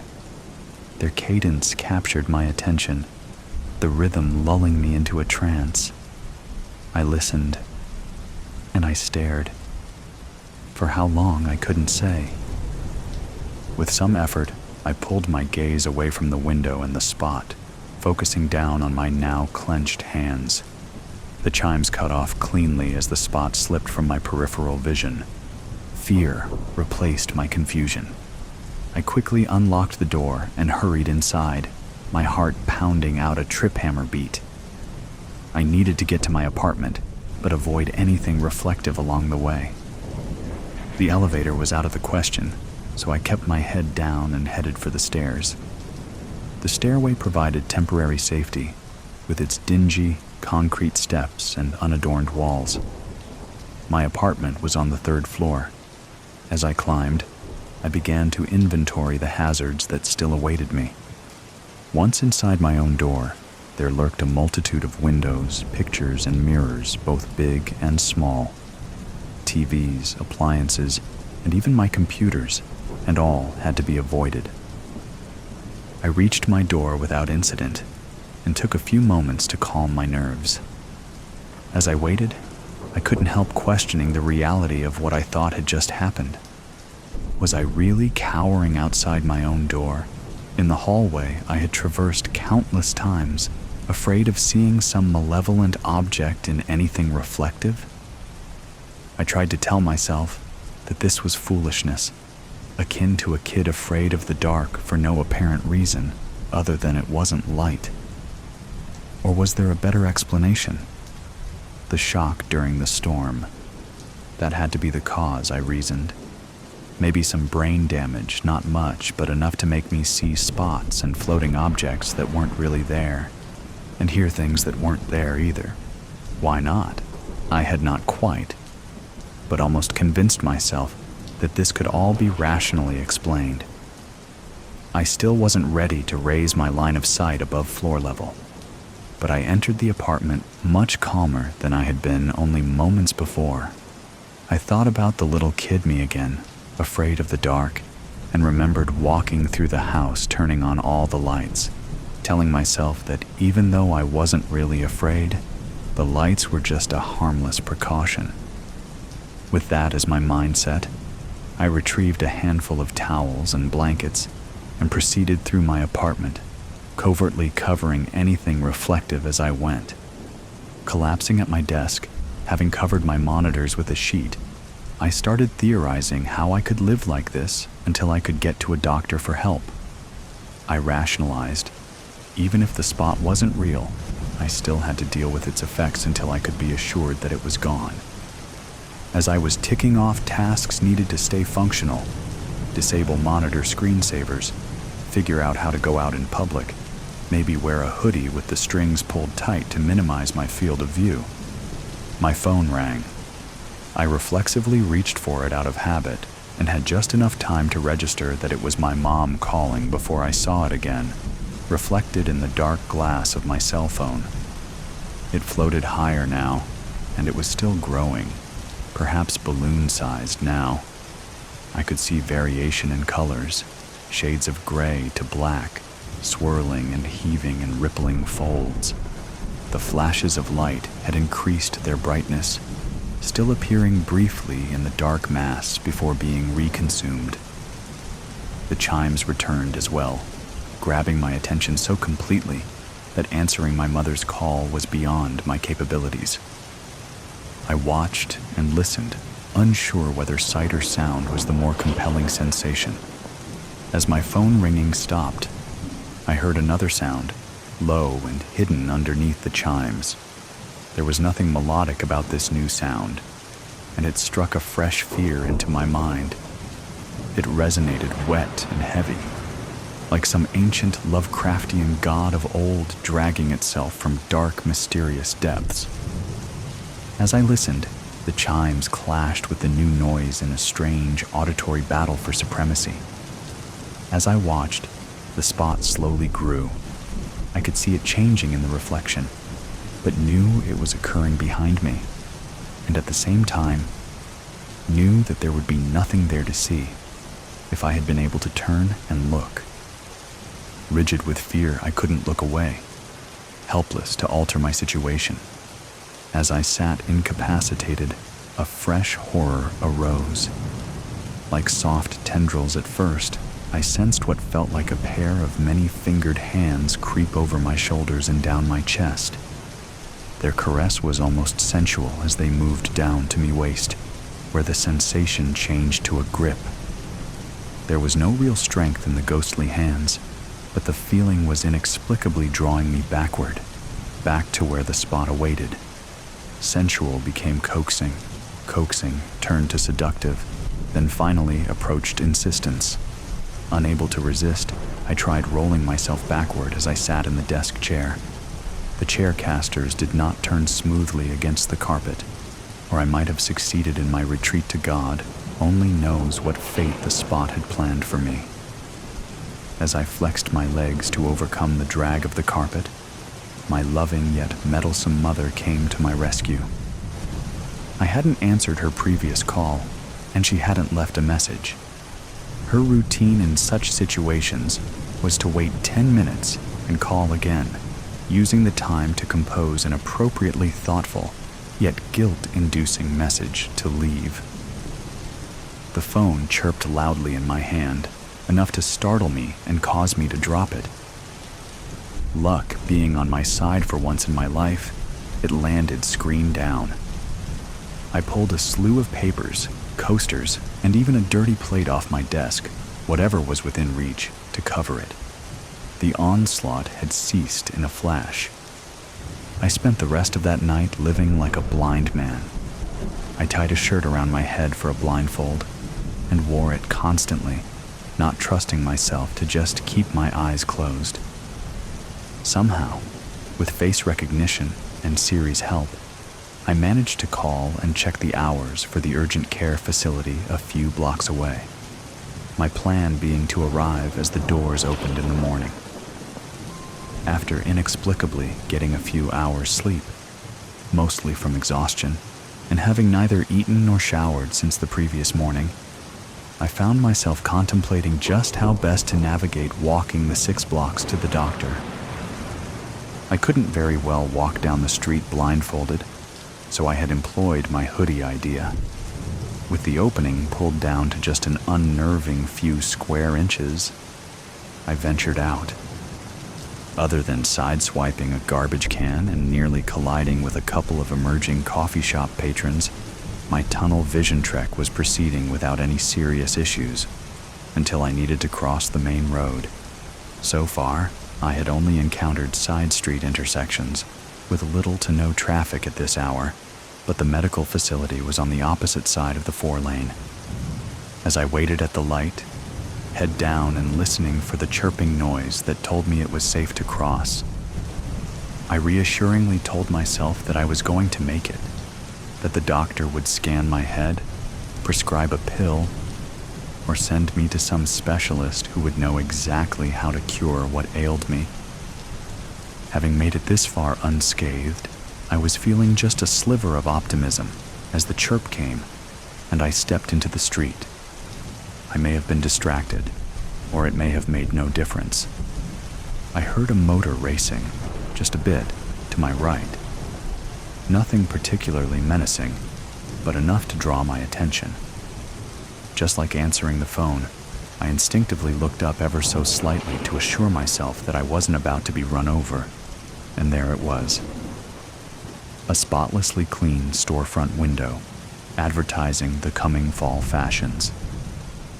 Spotless, that is, except for the spot I had been avoiding. The result was instantaneous. The ethereal chimes and fearsome dragging sounds, the forceful groping fingers upon my chest, urging me backward, and the sight of the ever-growing, surging spot itself, all manifested collectively. Reflected in the glass, the spot now loomed, grown larger than me. Its depths beckoned, its darkness seductive. I stopped, then reversed direction in the crosswalk, shuffling backward toward the maw of the thing that had been pursuing me. I was a part of the reflection this time, and I watched as my fate unfolded behind me. The flashing lights became blue-white arcs, dancing wildly just behind me, reaching out to welcome me or strike me dead, I knew not which, when a delivery truck pulled to the stoplight and blocked the window from my view. Released, I collapsed. Horns blared, onlookers undoubtedly gawked, and a young girl actually stepped up and asked me if I needed help. I ignored them all, abandoning my optimistic hopes for a medical miracle cure. I staggered to my feet, pulled my hoodie strings tighter, and ran. I desperately wanted to run away, but how can you run away from a reflection? From an entity that follows you always? So I ran toward something, or rather somewhere. I ran blindly to the laundromat. It made no logical sense, but logic had been left far behind sometime yesterday. As I had laid awake last night, my mind had reeled through scenarios, causes, and plans for what had been happening. The doctor had remained as plan A. My plan B made no sense whatsoever, but it flowed forward like a lifeline as I ran. Miraculously, I arrived at the laundromat without being run over or seeing another reflection. The laundromat hadn't opened yet, but that wasn't going to deter me. I pried the painted metal top off a public trash can, and with my eyes closed, beat it against the front window until it shattered. I carefully crawled through and headed for the door in the rear of the building, marked Employees Only. It was thankfully unlocked. Once inside, it took little time to find something that would serve my purposes. A large screwdriver in an old toolbox. Back in the laundromat was an array of electrical panels mounted on the back wall, variously marked high voltage, danger 220/208 volts, or just electrical hazard. I had noticed these while gazing idly about the room the day before. Without hesitating to think, I pried the door open on the largest of the panels, held the screwdriver by the metal blade to assure good contact, and jammed it across the incoming leads. And woke up here in the hospital in the psychiatric ward about 2 weeks ago. Guess you know the rest, Doc. I refused to open my eyes until anything reflective was removed from the room, the curtains drawn. Not sure what else I demanded, but I got sedated for it. I do remember. Under the care of your colleagues, though, I'm calmer and less prone to delusions. In just this short time, I've progressed to where I can actually look at myself in a mirror. I don't like to, but I can do it. Well, you do seem to have made incredible progress, Mr. Buchanan. Please, just Jerry. Okay, Jerry. And I did want to apologize again for you getting shuffled about here a bit. We seem to have quite the rash of absenteeism lately. I hope there isn't anything contagious being passed around. Oh, I'm sure you'll get to the bottom of it, Doc, I said, rising and extending my hand. I wanted to thank you and your team again for all you've done. As he reached out to shake my hand, he flinched his own. Oh, got a little shock from you, Jerry. Yeah, that happens. Probably just static. Venus buried. The girl in the graveyard is your best friend, so you take her home. The night is a bruise between you, a blotch of rogue in the passenger window, the color of fruit left out to fester. The body pries at her seatbelt, a finger, then two. The radio echoes static. The body shuffles in her seat. You study the face, the similar slice of jaw, the nose humped from where a baseball had hit her at 12, just slightly off center. The skin like a rain-licked plastic bag, the stink of musk and sulfur. You want to look away, but you cannot. She's so beautiful. Even like this, your headlights rake warbled slits through the dirt road, a yellow like jaundice. Your hands are stiff from the cold, your lips cracked. The girl beside you is dead, and you are bringing her home. 4 days ago, you'd stepped into a hardware store and emerged with a shovel sturdy enough to lift a life on. 4 days, you'd spent digging dirt in your own backyard yard until loam muddied under your fingernails and erratic holes split garden beds like the mouths of greedy beasts, until you could sift through soil with your eyes closed, with a hand bound. 4 nights you had laid in your bed staring at the pockmarked ceiling, wondering what it felt like to burn alive. Now, the shovel beats dull against the skin of your trunk, your hands gripping the steering wheel like a throat you're trying to silence. The body turns, dawn bleaching the salmon gray of her skin. The left eye slips from its socket, and she pushes it back in with the heel of her hand. She smiles, head lolling like a marionette's. Sorry, baby. Her voice comes out strained. I wasn't expecting company. I'm sure you understand.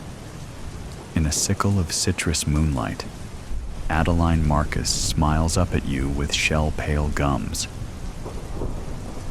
Adeline Marcus died on the 31st of October and was buried a week later, the date on her gravestone a month shy of her 18th birthday. In the court, the boys would claim it was an accident, that they didn't know she was inside. For better or worse, you believe them. The fingers striking out matchboxes, the beer cans constellating the sidewalk. A prank gone too far. The wrong place, the wrong time. It doesn't have to be on purpose. She didn't have to be home. The coroner ruled it suffocation, but all you can imagine is flame like a stiff palm striking over and over. Adeline had crawled from the mouth of the home on her hands and knees.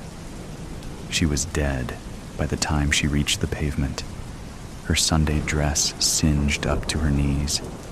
The dress you knew well enough.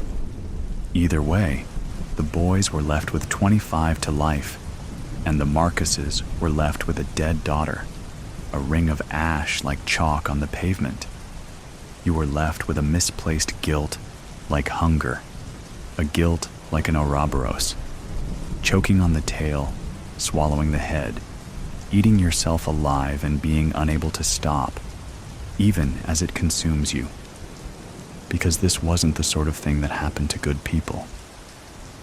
You watch water curl down your shower drain, carrying with it mortuary makeup, kaleidoscopic insects and jasmine bubbles. Strings of dirt stretched out like sinew. The body's head rests on her knees, vertebrae needling through her back like a line of molars. The electric lights wash her green, dark veins rooted under brittle skin.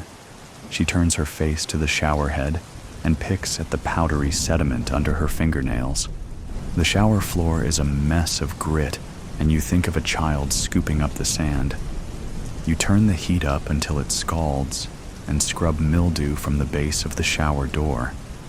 You think, if you can only get everything clean, everything will be all right. She turns her head and looks at you through eyes obscured by glass paneling. She says, "It's not as bad as all that. I don't even think I felt a thing." But she says it through lips the color of spoiled plums, so the sentiment doesn't ring true. You lift threadbare towels from the bottoms of your linen closet. You walk 3 times around your block and return to a corpse sat on your sofa like she has nowhere better to be. There are ants in your sugar bowl. You try to remove them, lift their crystal-knotted bodies on the prong of a fork, but they slip between the gaps, and you are left with a mess bigger than when you started. Tea-brown sludge bleeding from thoraxes and the stink of vinegar. There's a dead girl on your sofa, but let's focus on the ants in your sugar bowl, the way they thread through cysts of white like veins on a leaf, like the capillaries that run through the skin of your face. You make tea anyway. You add too much milk and sit cross-legged in front of the body. She stares at you. You stare back. The two of you drink, and ribbons of watery milk pour clean out her trachea, the gaping hole in her chest. But she doesn't stop drinking until you do. "You're not looking at me," she says. "Not really." "Yes, I am." You twist your hands in the shag carpet. "Aren't I now?" "No," she says. "You're not." You leave your teacup on the floor, saucer and iris of yellow, and go upstairs. You take 2 cigarettes from the carton squashed on your father's desk, and then think better of it. Press down with your heel until tobacco dissipates into the tawny carpet. You change your bedsheets twice, eggshell white, no, gray with peonies. You make a second cup of tea. When you get back to the room, the body is still there. You are looking at her. You are not looking at her. "Do I disgust you?" she says. "No." She shakes her head, dark hair plastered to her shoulders like reeds. "No more than I always did." "You need to sleep," you say. "Baby." She tilts her head to one side. "Sleeping is all I've ever done." The last time you saw Adeline Marcus alive was in the back of a stranger's car, parked on a stranger street, with the taste of a stranger's tequila fresh between your lips. You were never 2 built for parties, so the outcome was a pair of girls who looked like they were playing dress-up. Blousey dresses with sleeves like a nun's, thrift store necklaces noosing your necks, shoplifted lipstick which she hid beneath her mattress, more wax than pigment. But in the citrus peel of streetlights, in the low trill of distant music, the 2 of you looked beautiful. She had her legs curled under her and was sitting sideways in the back seat, her hand resting on your knee and the other palmed against the window. A song on her lips that you couldn't quite place. You were too close, but it was night, and everyone was inside and drunk. And sometimes we all need to feel closer than we should be, to lose ourselves a little. The song melted on her lips, swallowed into the limp press of salvia and booze, and you said something like, "I think I should go home now." And she said something like, "Have another drink." And so you did. You let her pour the liquor into the flimsy mouths of red plastic cups and watched her swallow. She said, "You're so pretty." And you said, "I think you should stop." And she said, "Just let me say that one thing." And you wanted to say, Stop fucking looking at me like that. And you wanted to say, I want to crawl inside you and make a life for myself in the city of your mind. And you wanted to say, let's just be quiet. Let's just not talk. Let's just not ruin a good thing by telling the truth. Instead, you pushed open the passenger door, stumbled out onto the skin of vein blue sidewalk. I'm going home now. The body lays with her back to your bed, hands worming in the floral sheets, chestnut hair spilling across her throat, past the ballpoint pen-marred bedposts, over the gray skin of her forehead. You are thinking about the silken mouth of a coffin. You are thinking of how she looked when you pulled her from the rose mouth of heaven. The radiator hums. A lace curtain bellies your open window. She rolls over onto her side, slots her hands together like pieces of a decaying jigsaw puzzle. You still can't even look at me. Her mouth moves too slowly, words like chewing gum. Why am I here, Bet? What's it for? There are pink crescent moons on the bed of your palms from the bite of your nails. She pulls her knees to her chest and a bone cracks. She pulls her knees to her chest and a molar tumbles from between her keyhole lips. You can only love me when I'm not here. You can only love me when there's nothing left to love. You press your cheek to the cool spread of linen beside her. You listen to the steady beat of your heart, the way you can feel it in your fingertips, entirely singular. Don't tell anyone, you say. Did you want it to die with me, Bet? She shifts and her hair falls against the nape of your neck. Were you glad it was silenced? Don't tell anyone, you say again.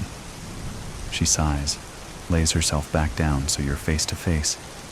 Crooked nose, eye pulling from its socket, the onset of gray-green decay wreathing her jaw. The smell of soil and rot and cicada-heavy nighttime. Who could I tell? She brushes your hand. I'm not really here. And suddenly you can imagine it is your fists splitting beer cans in two like overripe fruit.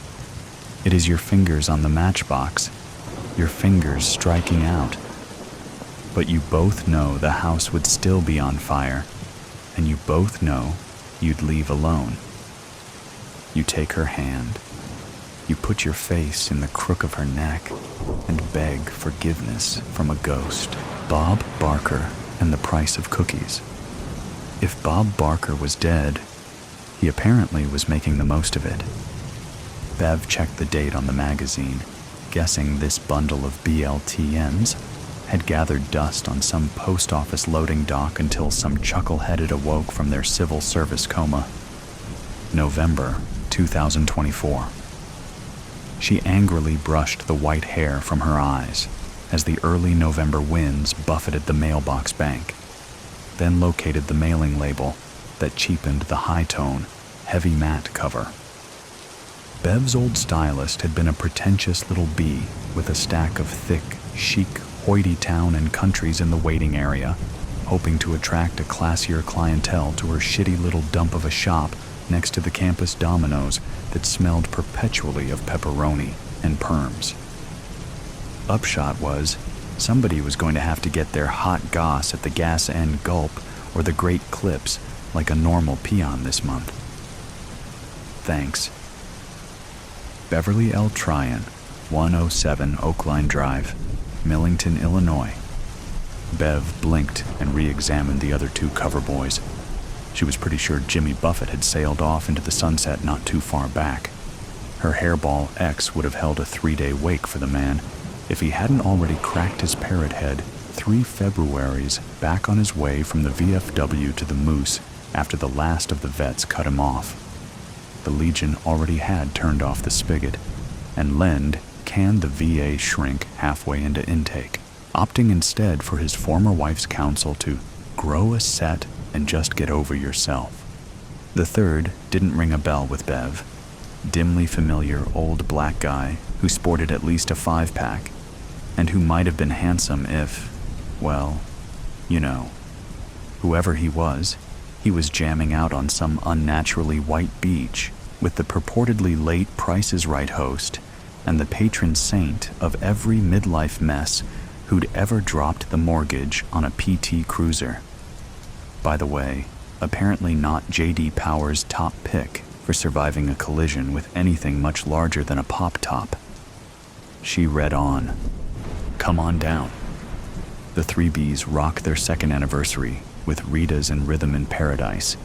Bob Barker raises the curtain on his mega canine rescue and personal crusade against poverty, while Jimmy Buffett and Harry Belafonte share their greatest hit island recipes, including the greatest cheeseburger this side of paradise.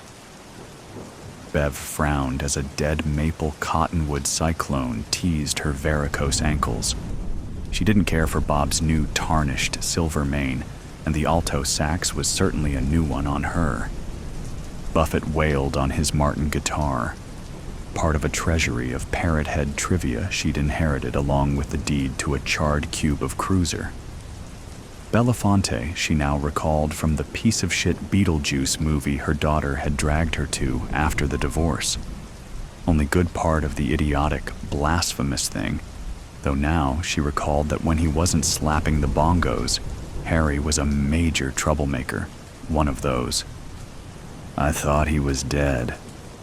Bev heard her own cervical pop as she whipped irritably around to find 109 craning over her shoulder. Though she'd ascertained ownership, Bev hugged the slippery magazine protectively to her chest. If I could just... The maddeningly tall old busybody next door mumbled as she attempted to reach around Bev's compact girth.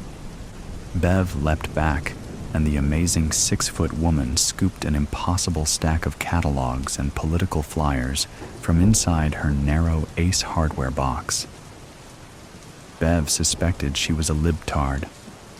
She kept a patch of weeds and hay between their houses with a sign about how she was a friend of the butterflies. The city wouldn't do anything about it.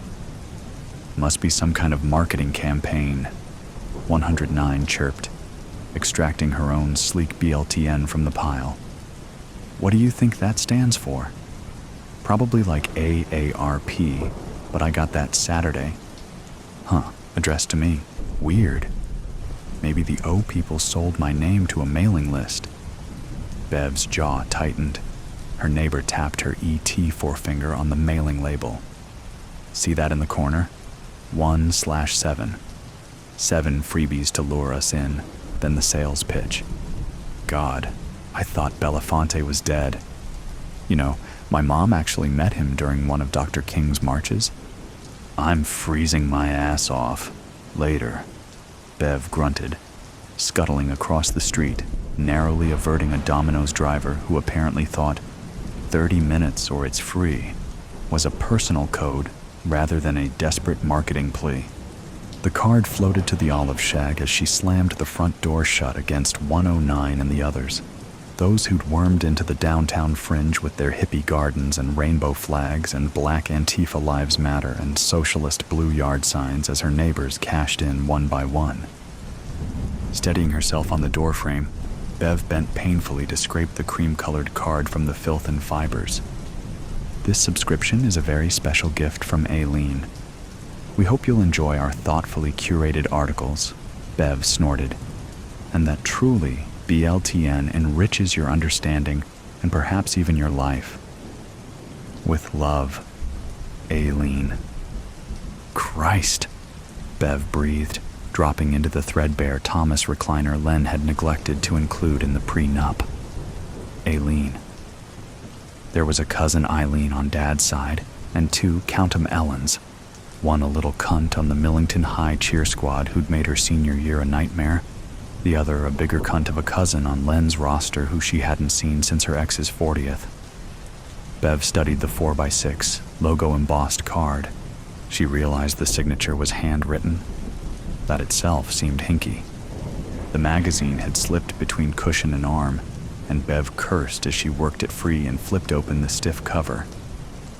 Barker stood, arms crossed, in an improbably green field under an impossibly blue sky, surrounded by seemingly thousands of people each holding a dog. Every color and size, humans and canines, and breeds Bev had never seen in her 30-mile radius of a life, or that show with that scrawny little Mexican Cesar Milano, whatever. All dogs go to heaven, but Bob Barker wants all transcendents to have a forever home, too. See page 10. As Bev polished off her Marie Callender's meal to share Italiano meat lasagna with a dessert combo of Barker and Buffett, she was certain she'd been scammed on some elaborate and epic level. The old bait and switch, Len would have called it, probably. What was the phrase? Catfishing her for her Discovery card information or Social Security. Bev's old pal, Wikipedia, had confirmed Barker had died in August 2023, 1 cent short of 100 of the Alzheimer's. Unless they'd discovered some miracle cure for dementia and rigor mortis, Bev suspected somebody with a computer had deep-faked up the entire photo spread like they had at the Capitol back in 2021. Buffett had nibbled his last sponge cake about a month after Barker had cashed in, and Belafonte's ticker kicked out in April the same year. Bev read on, forsaking NCIS and then NCIS and so on, to peruse Kirstie Alley and Olivia Newton-John's favorite John Travolta films. Not what you'd think. Laterneuhura Lady's new stage production of something called A Raisin in the Sun, and a selection of Tom Clancy's latest poetry. The new Harper Lee and Raymond Chandler novels were coming out, and Roger Ebert reviewed Robin Williams' upcoming comedy.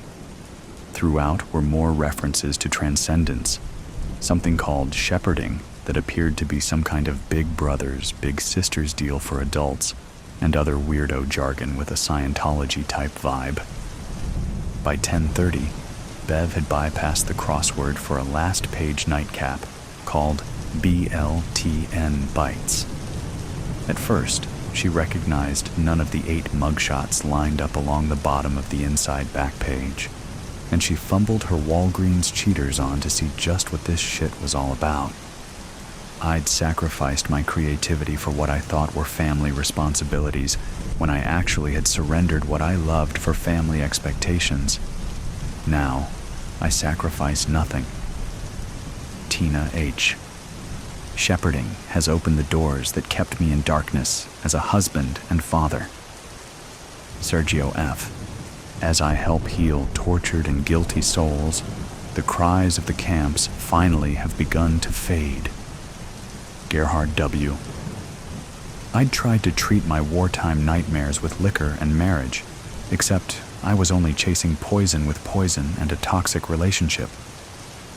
Leonard T. Bev paused at that last, scrutinized the accompanying thumbnail, a beaming, tanned, mustached man who appeared to have lost a good 40 pounds and a network of broken capillaries. Len seemed to be smiling up at her, not in contempt but with an infuriatingly pitying joy. Bev frisbeed the magazine across the living room.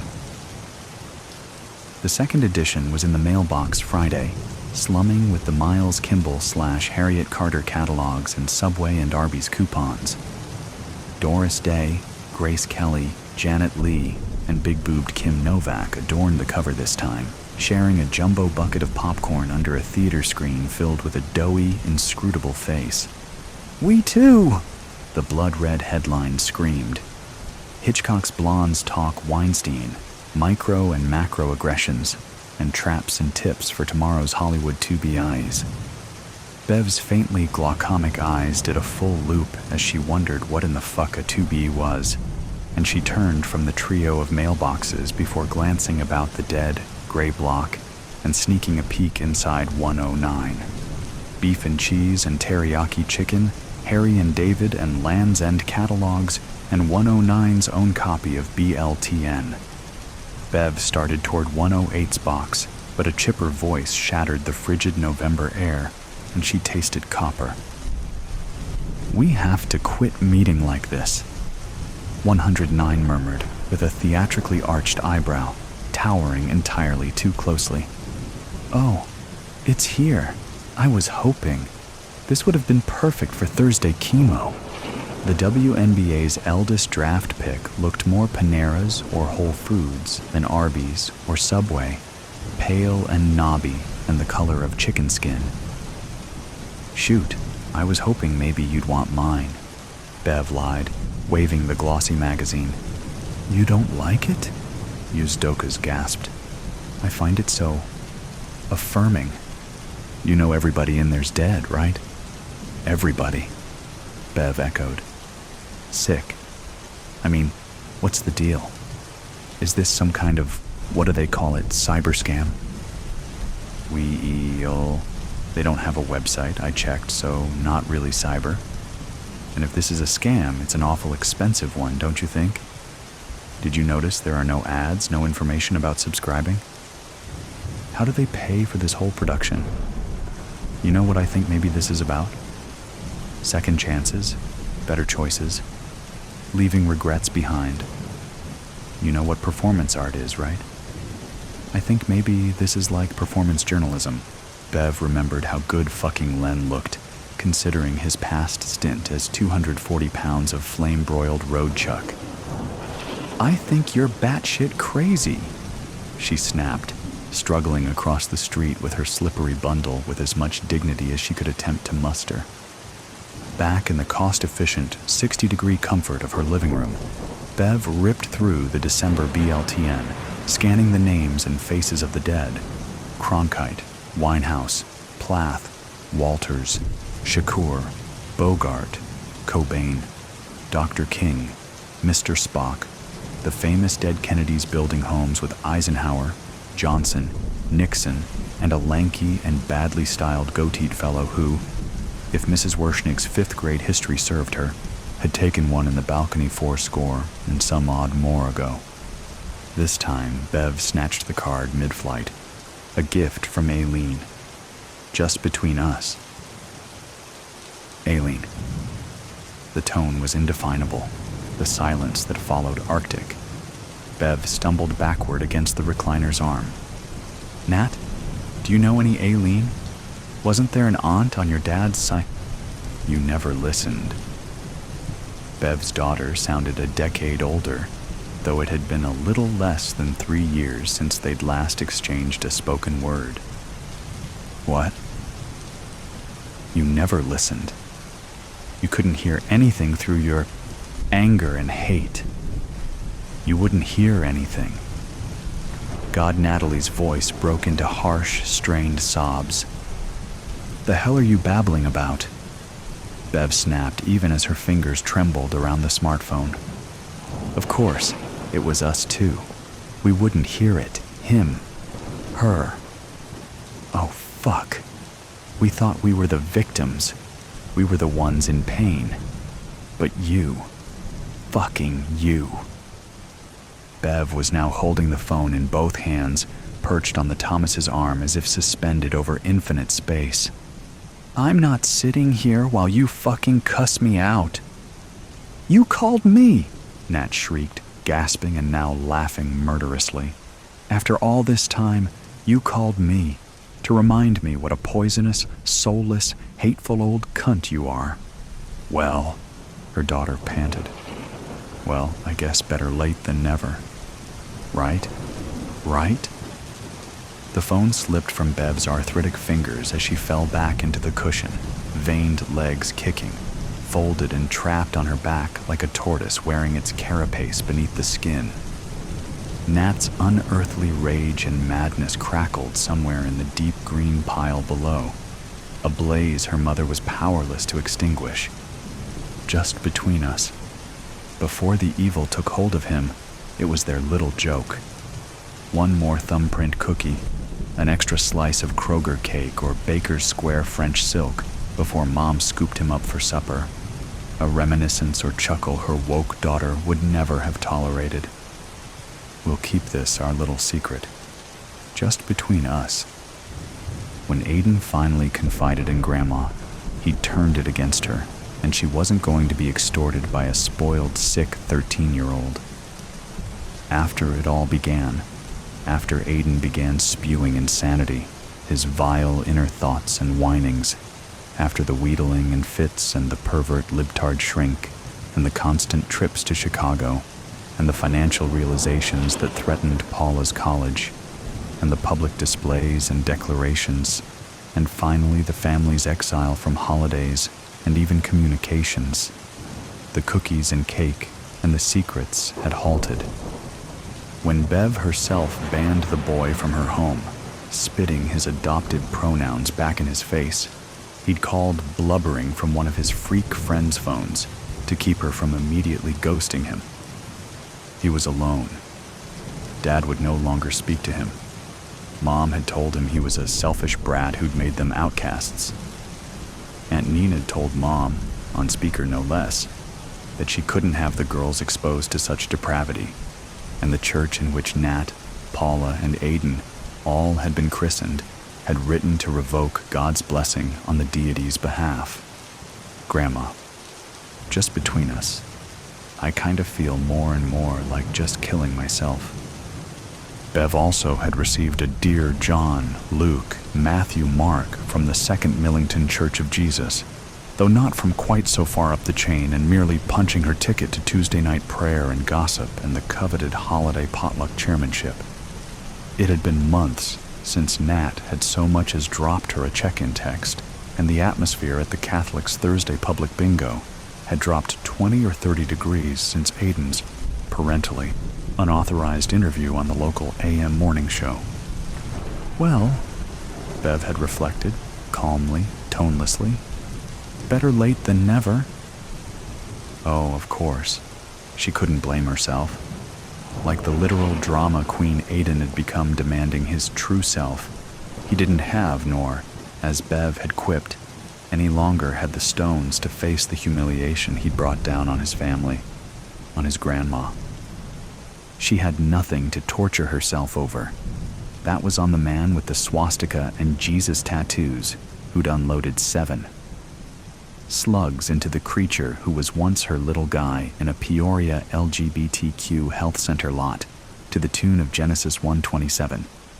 Number it was the betrayal. Bev raged as she thrashed ineffectually to free herself from this final posthumous revenge, the effort sending jolts of pain up her left arm. He'd broken their pact, the little bastard. Or bitch. Finally, a young feminine voice pierced the growing fog. Bev blinked up at a figure perhaps not as lovely as Aiden had been handsome, but somehow far stronger. Better late than never, I guess. Miss? She'd been halfway down 107's weedy walk when she turned beaming to the gaunt, middle-aged woman gripping the porch rail next door, as if she were awaiting the first life raft. The long, frail neighbor woman was smiling uncertainly back, apologetic concern in her deeply sunken eyes. "Hello," the girl greeted in a rather low but somehow comforting tone. Instead of holding her stance in annoyed indecision or briskly crossing the scrubby turf between them to expedite the encounter, the young woman continued down the walk and took the sidewalk to 109. On closer examination, she was what some might call homely, slender but big-boned, crisp blue eyes, set perhaps a centimeter too far apart for standard, conformist beauty. But she moved with what Kelly's own mother might have called bearing, a confidence in who and what she was, and that whatever that was just, well, right. The girl waited at the bottom of the steps, inviting, inquiring, neither expectant nor demanding. "I didn't mean to disrupt your day," Kelly said. "I thought I might have heard something from, Beverly's a minute ago, and I just wanted to know everything was all right." "It is," the young woman smiled brightly. "So you're not... I'd understood she had a grandson." She did. "And please don't be sorry. I was coming to see you next. You've received your complimentary BLTN, Mrs. Grambling?" Kelly's head tilted before the smile returned. "Well, yes. though I'd have to say I'm at a bit of a loss as to what exactly it is I'm reading. Full disclosure, I'm in no position for long-term subscriptions." The girl looked to the sky with a grin. "I guess, if I had to say, we're about second chances, better choices, leaving all regrets behind. Options. I'm kinda out of those." Kelly sighed. "Mrs. Grambling, do you have a minute to discuss options?" "I guess I have that. And please, Kelly." Aileen, psychography of Fear Lieutenant Michael Donovan, Homicide Division, Harrison Police Department, 465 Avenue A, Harrison, Michigan, 87078. Lieutenant Donovan. Should this letter reach you in time, you will find me entombed within the Bartholomew family mausoleum at the Bayview Cemetery. Buried in the floor near the north wall is a crypt covered with a clear quartz-like stone which forms the lid. Depending on when this letter reaches you, I may still be alive. Now, before you judge Clarissa, know I loved her dearly. My wife enjoyed a generous trust, and she gave back willingly to the community through the Bartholomew Foundation. Before my acquiring the calcium carcinogenic disease, we enjoyed a full, albeit private life. Unfortunately, the progression of my malady caused a severe deformity to the bone structure of both my spine and face, giving me a chalk-like necromantic disposition. Could you live with protruding spindles of white abnormalities in your cheeks, jaw, and neck? Can you imagine the pain from a severe left-leaning gait caused by spinal collapse? The sad joke of the neighborhood brood calling me the Hunchback of Notre Dame? And yet, so like the Hunchback, I possessed a kind soul. Our run-ins with the Harrison Police Department began some years ago when Clarissa became, if you will, off-kilter, caused by her living with the progression of my physical misfortunes. I refused to ask for help, a mistake on my part in hindsight, and stood by as her pathologies gained in concert with my own, but not in her body, as in mine, but her mind. She became obsessed with the belief that by experiencing fear, a euphoric state could be obtained when adrenaline and stress hormones within the amygdala of her brain spiked. She believed the exhilaration generated in her psychosis came from beyond the realm of human awareness. Who can argue? I catered to her delusions. She demanded I accompany her as she drove our Porsche up the mountain. Dome overpass at enough speed to frankly terrify us both. She screaming wide-eyed with delight, me praying for it to all end. White fists on the dash, while the lights and sirens of the department pursued us. Later, Clarissa insisted her fear level dissipated too quickly and wasn't nearly enough in intensity to achieve the arousal she desired. So next, we tried drowning. While holding her head beneath the emerald lily pads I loved so dearly, her body thrashed, the water churning with her panicked kicking, her clawing at my bleeding forearms. But again, it was not enough. Rising from my release, sputtering and choking, she soon screamed at me for holding back, claiming me weak. She needed an extended fear episode, and she needed a higher level. She needed not fear, but terror, and for a long time. What could achieve this? I'll let Clarissa describe the effect achieved from her own diary. May 1st, 2024. I know it's wrong. It makes no sense to speed recklessly, to drown yourself to near death, to lie in desperation for rescue in a grave. And yet, what is the harm? I am not hurting another soul. Henry is helping me. My poor malformed Henry, you dear. May 5th, 2024. Even now, I relive the event in my mind as a dream. It's at night, and Henry and I enter black iron gates. The sign, Bayview Cemetery, creaks in the dream as the wind rises. It must be fall, as brown leaves tumble ahead of us. We soon find the Bartholomew Mausoleum. Henry turns the key in the oak-timbered door, but he must throw his shoulder to force it open, each thrust causing another scrape against the marble pedestal of the entry, the moon glistening on the white rock. We enter, and the odor of dust raises my adrenaline, my heart rate. Fear rises up my back, a tickling sensuality. Should we have brought a flashlight? We're idiots not to bring a light. My iPhone. I fumble with the app. Henry has brought a crowbar from the Porsche, and we pry open the lid of my parents' crypt. It takes both our strength, but with a sound of heavy, clear quartz against granite, the 8-by-5-foot lid slides away. In the shaking light, the sightless eyes of my parents stare. I gasp as my breath is plucked from my chest. My bearded father is dressed to the nines in a rotting black tuxedo. My mother's white wedding dress is shredded by, I surmise, tunneling incubuses. My parents are shriveled, dry, and dead. How long? 5 years. I ask Henry to help me lie on my parents' bodies and feel the lumping softness on my back, down the back of my bare legs. I should have worn trousers. My long-ago mother's embrace holds me as I settle in. I still feel her love. Is this possible? There is a rush up my back, the tingling of nerves.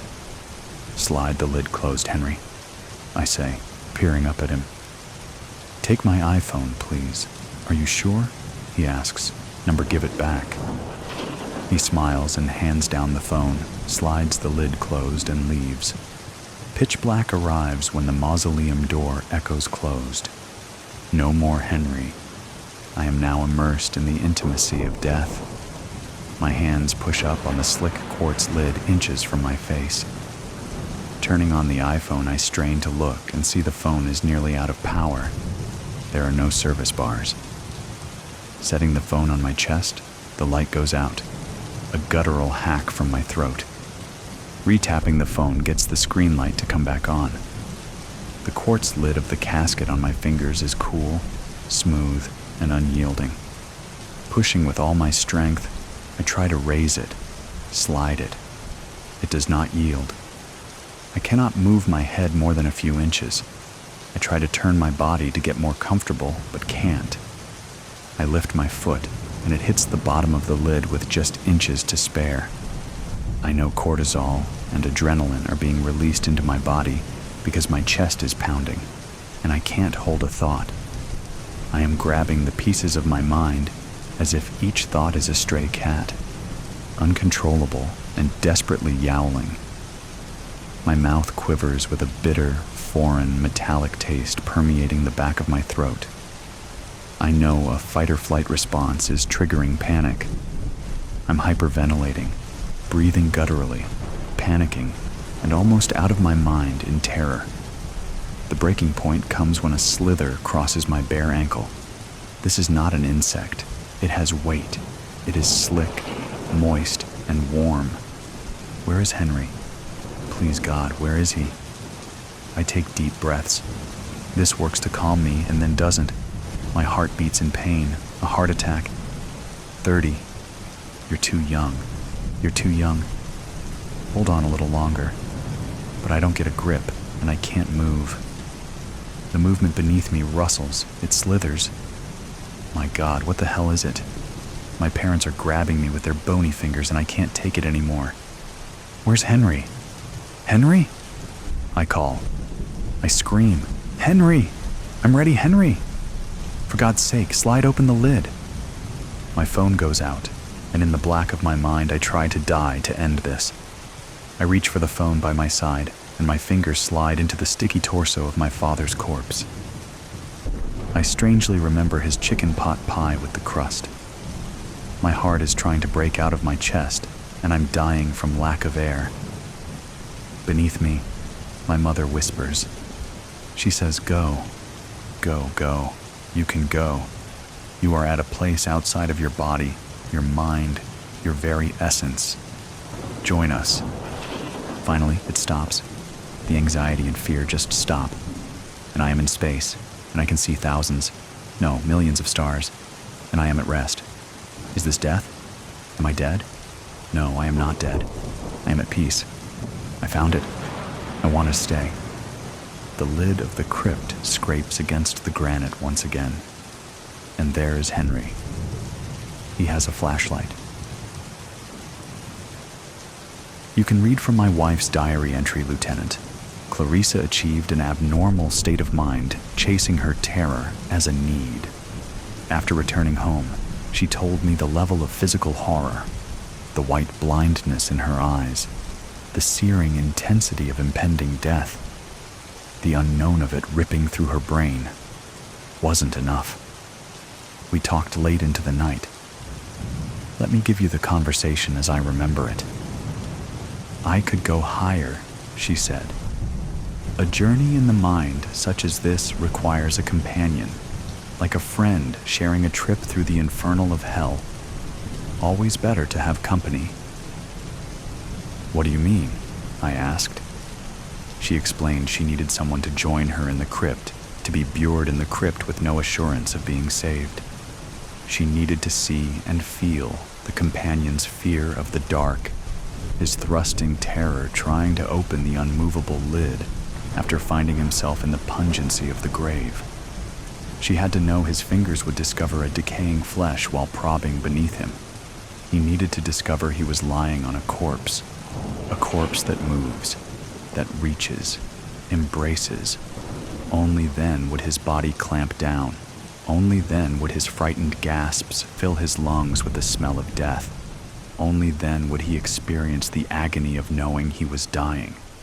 She needed to see and feel and take in this terror into her soul while she lay on top of the lid of the crypt, looking down through the clear quartz in the near pitch dark.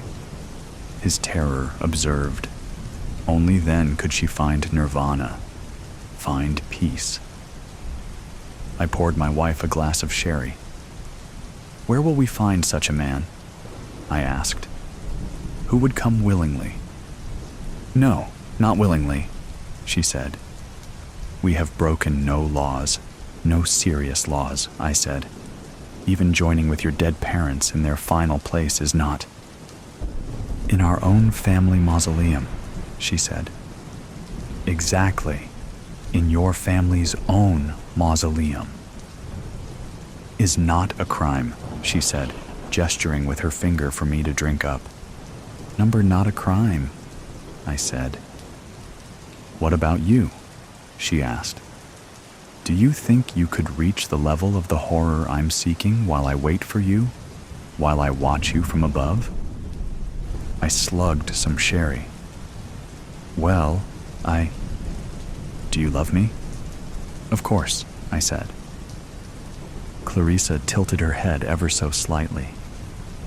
Maybe with a practice run you might feel better. After my wife slid shut the lid of the crypt the first time, I was enveloped in a dead silence. Immediately I gagged from an acidic smell of what could only be decaying flesh. With my nose inches from the quartz lid, I vomited on my chest, retching repeatedly.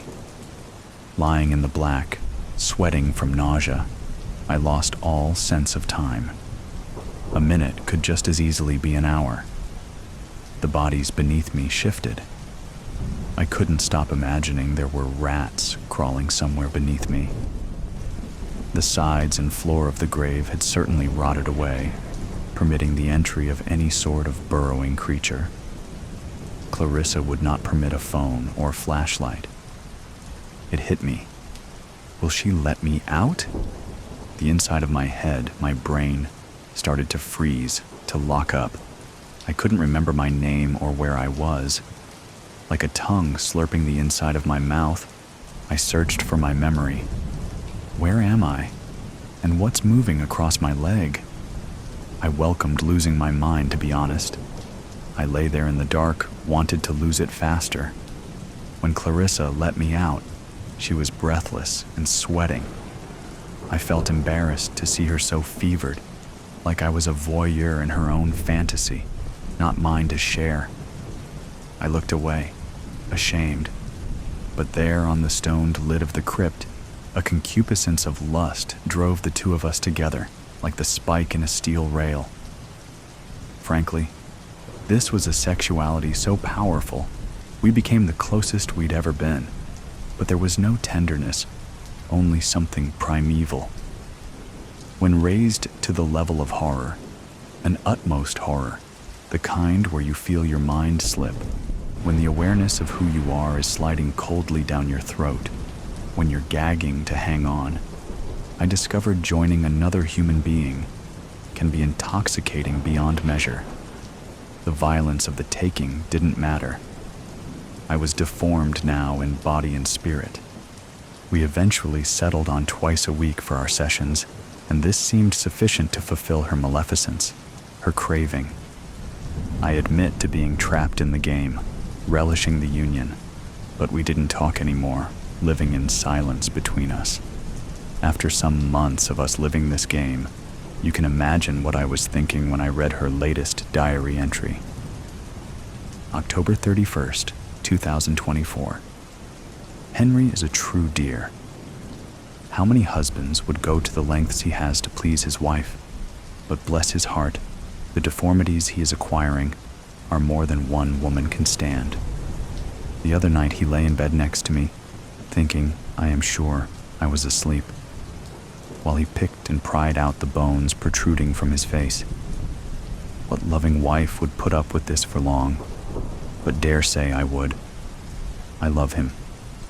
But my fetish, no, not fetish, but an overwhelming passion, an estrangement from him, is growing in me even as I write this.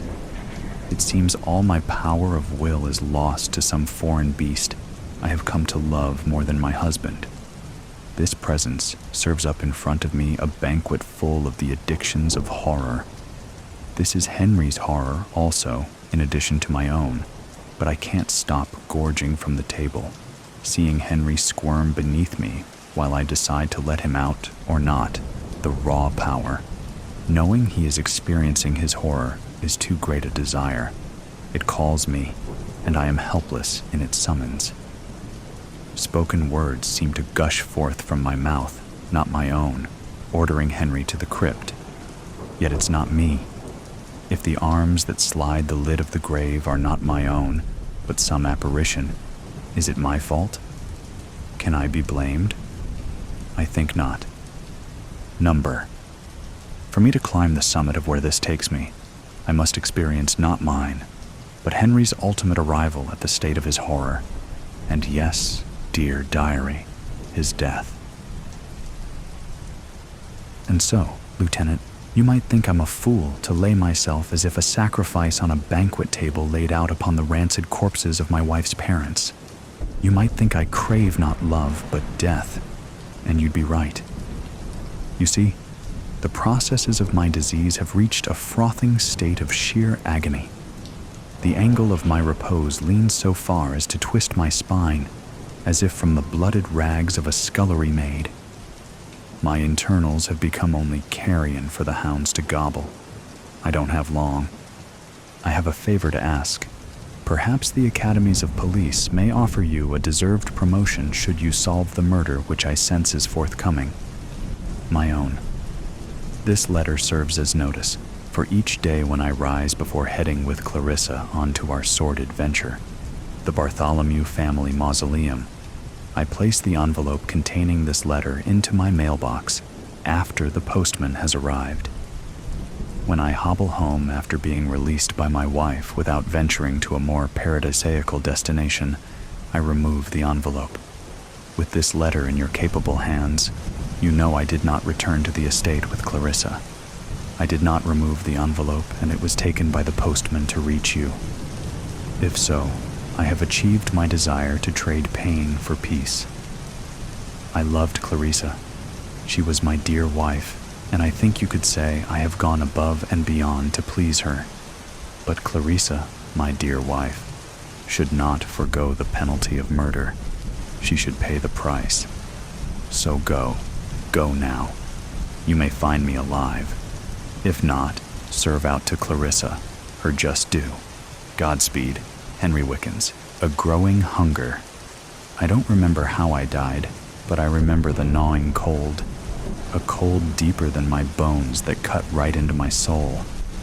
I was no longer myself when I awoke.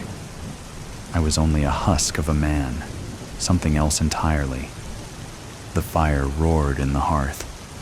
It was casting shadows on the wall that danced with a chaotic rhythm. No matter how intense the flame grew, I couldn't shake off the intensity that took over my body. My blood turned to ice, but my hunger grew like that flame, and just like the fire, it was all-consuming. I had tried to hunt, but that was not what my body craved. Only one thing could appease this insatiable hunger.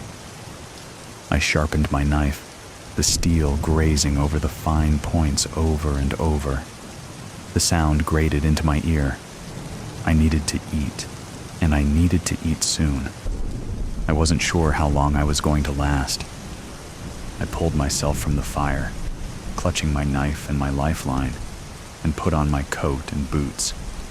The cracked mirror by the door only showed an empty shell, sunken black eyes, white pale skin, and bloodless lips.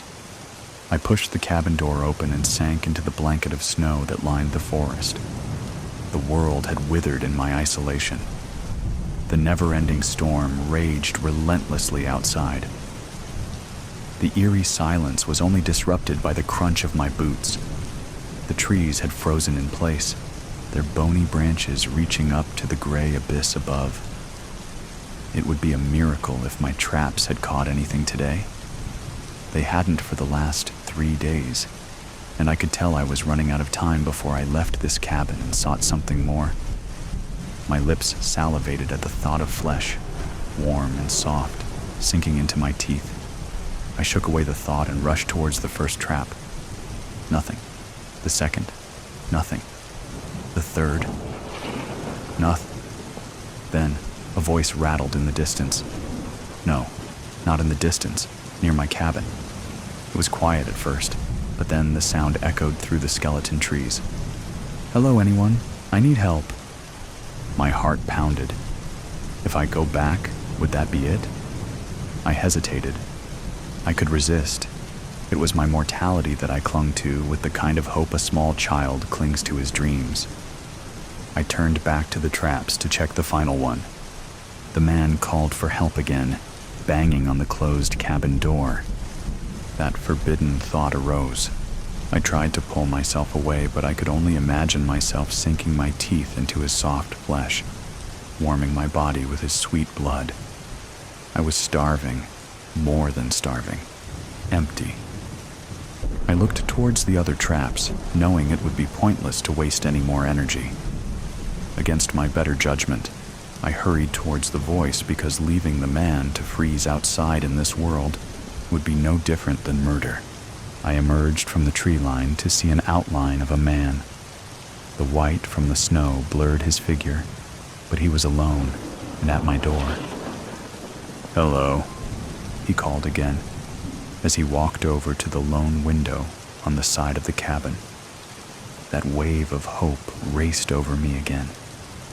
The longing for mortality whispered in my ear.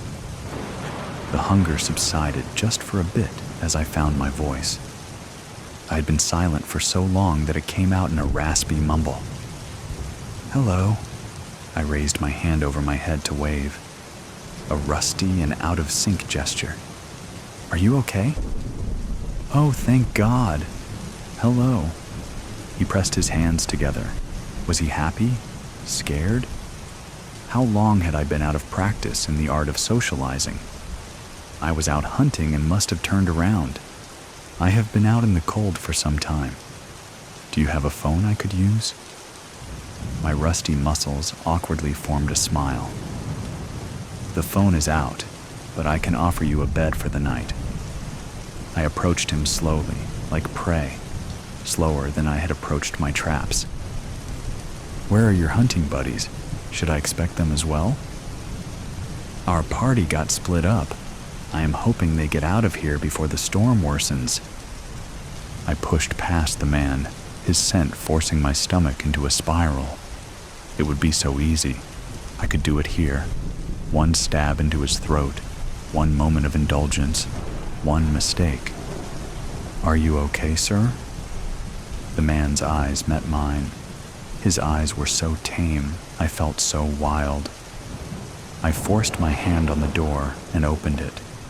The man slowly walked through the door and saw the fire. His face relaxed. "My name is Ben, by the way." "Nice to meet you." I pulled off my coat, throwing it over the back of the chair, then flung my boots off, not caring where they landed. "I would offer you food, but I don't have much myself." "Oh, that's okay. I am just grateful for your hospitality. I have a couple more rations as well if you need them." He followed my lead and took off his coat and boots, placing them on the hook beside the door. "And you are?" Who was I? I tried to search the depths of my mind. I reminded myself of my death, who I was in my old life. A chill worked up my spine. I would have to go with a lie. "Silas." The name came out of my mouth in hesitation. "You can take the bed upstairs. I can sleep on the couch." "Thank you so much." He approached the fire and pushed his hand towards the flames. His sweet flesh singed the cabin. I gripped my knife and took 2 steps back. I had to resist. I could send him on his way after the storm passed. "This little place you got here is cozy. How long have you been here for?" Another question I had no answer to. It could have been weeks or years, another lie I had to conjure up. I tried not to make eye contact, just needed to get him upstairs and out of the house. I needed to fight this urge and pray for a decent meal in the traps tomorrow. A couple years, actually. He leaned closer to the fire. His smell encompassed the cabin even more. "My daughter and wife would love it up here." I winced. Did I have a family? A daughter? Son? It was a blur, and I was starting not to care. I pushed my finger into the edge of the blade, trying to think of anything else. "If you don't mind, I think I will be turning in for the night." Again, upstairs there is a bed. I gestured to the small stairs next to the kitchen. He nodded and disappeared upstairs. In the dead of night, I awoke to Ben snoring softly. The hunger surging. It had grown into its monster. I thought of the empty traps outside that would not fill any time soon, and the continuous snow that piled higher as time passed. I was going to starve out here. Ben was going to starve out here. I wasn't sure where I was, or where the nearest town was, and I dared go close to such a civilization in fear of what would happen. I grabbed the knife out of my pocket and snuck upstairs. My breath fogged the cold air as I tried to tame my breathing. I was being too loud, chaotic, too wild. I could feel my body giving in, my beast within whispering louder. The voice promised relief, warmth, and satisfaction. I leaned over his body and pulled out my sharpened knife. The blade was ready for its kill after waiting for what seemed like centuries. It would be a mercy. Maybe the traps outside were empty, but this one had been set and tripped. By morning, the storm had passed. I stood in front of the deep hole that I frantically dug in the earth, blood staining the white frozen wasteland. My beast, the hunger, sated for now, but I feel no peace. The brief satisfaction that my prey gave me was fading quickly. I knew that he would demand more soon. I tossed the bones and other remains into the pit and fill it in, hiding all traces of my actions, for I am no longer human. I had died a long time ago, before Ben, before the season changed, before my memories were lost with time. I would no longer know the warmth of the world, unless that warmth was from the flesh of another body. My memories are forever gone in the abyss of time, and whatever or whoever I was before is now swallowed by the beast. I walked back to the cabin in defeat. the hunger stirring again, stronger this time. I catch the scent of something in the wind. It is sweet and delicate. I turn towards the tree line. A group of hikers, their voices carried through the trees. There would be no more resistance. I headed towards the voices, knife in hand, knowing that this time my hunger would be sated.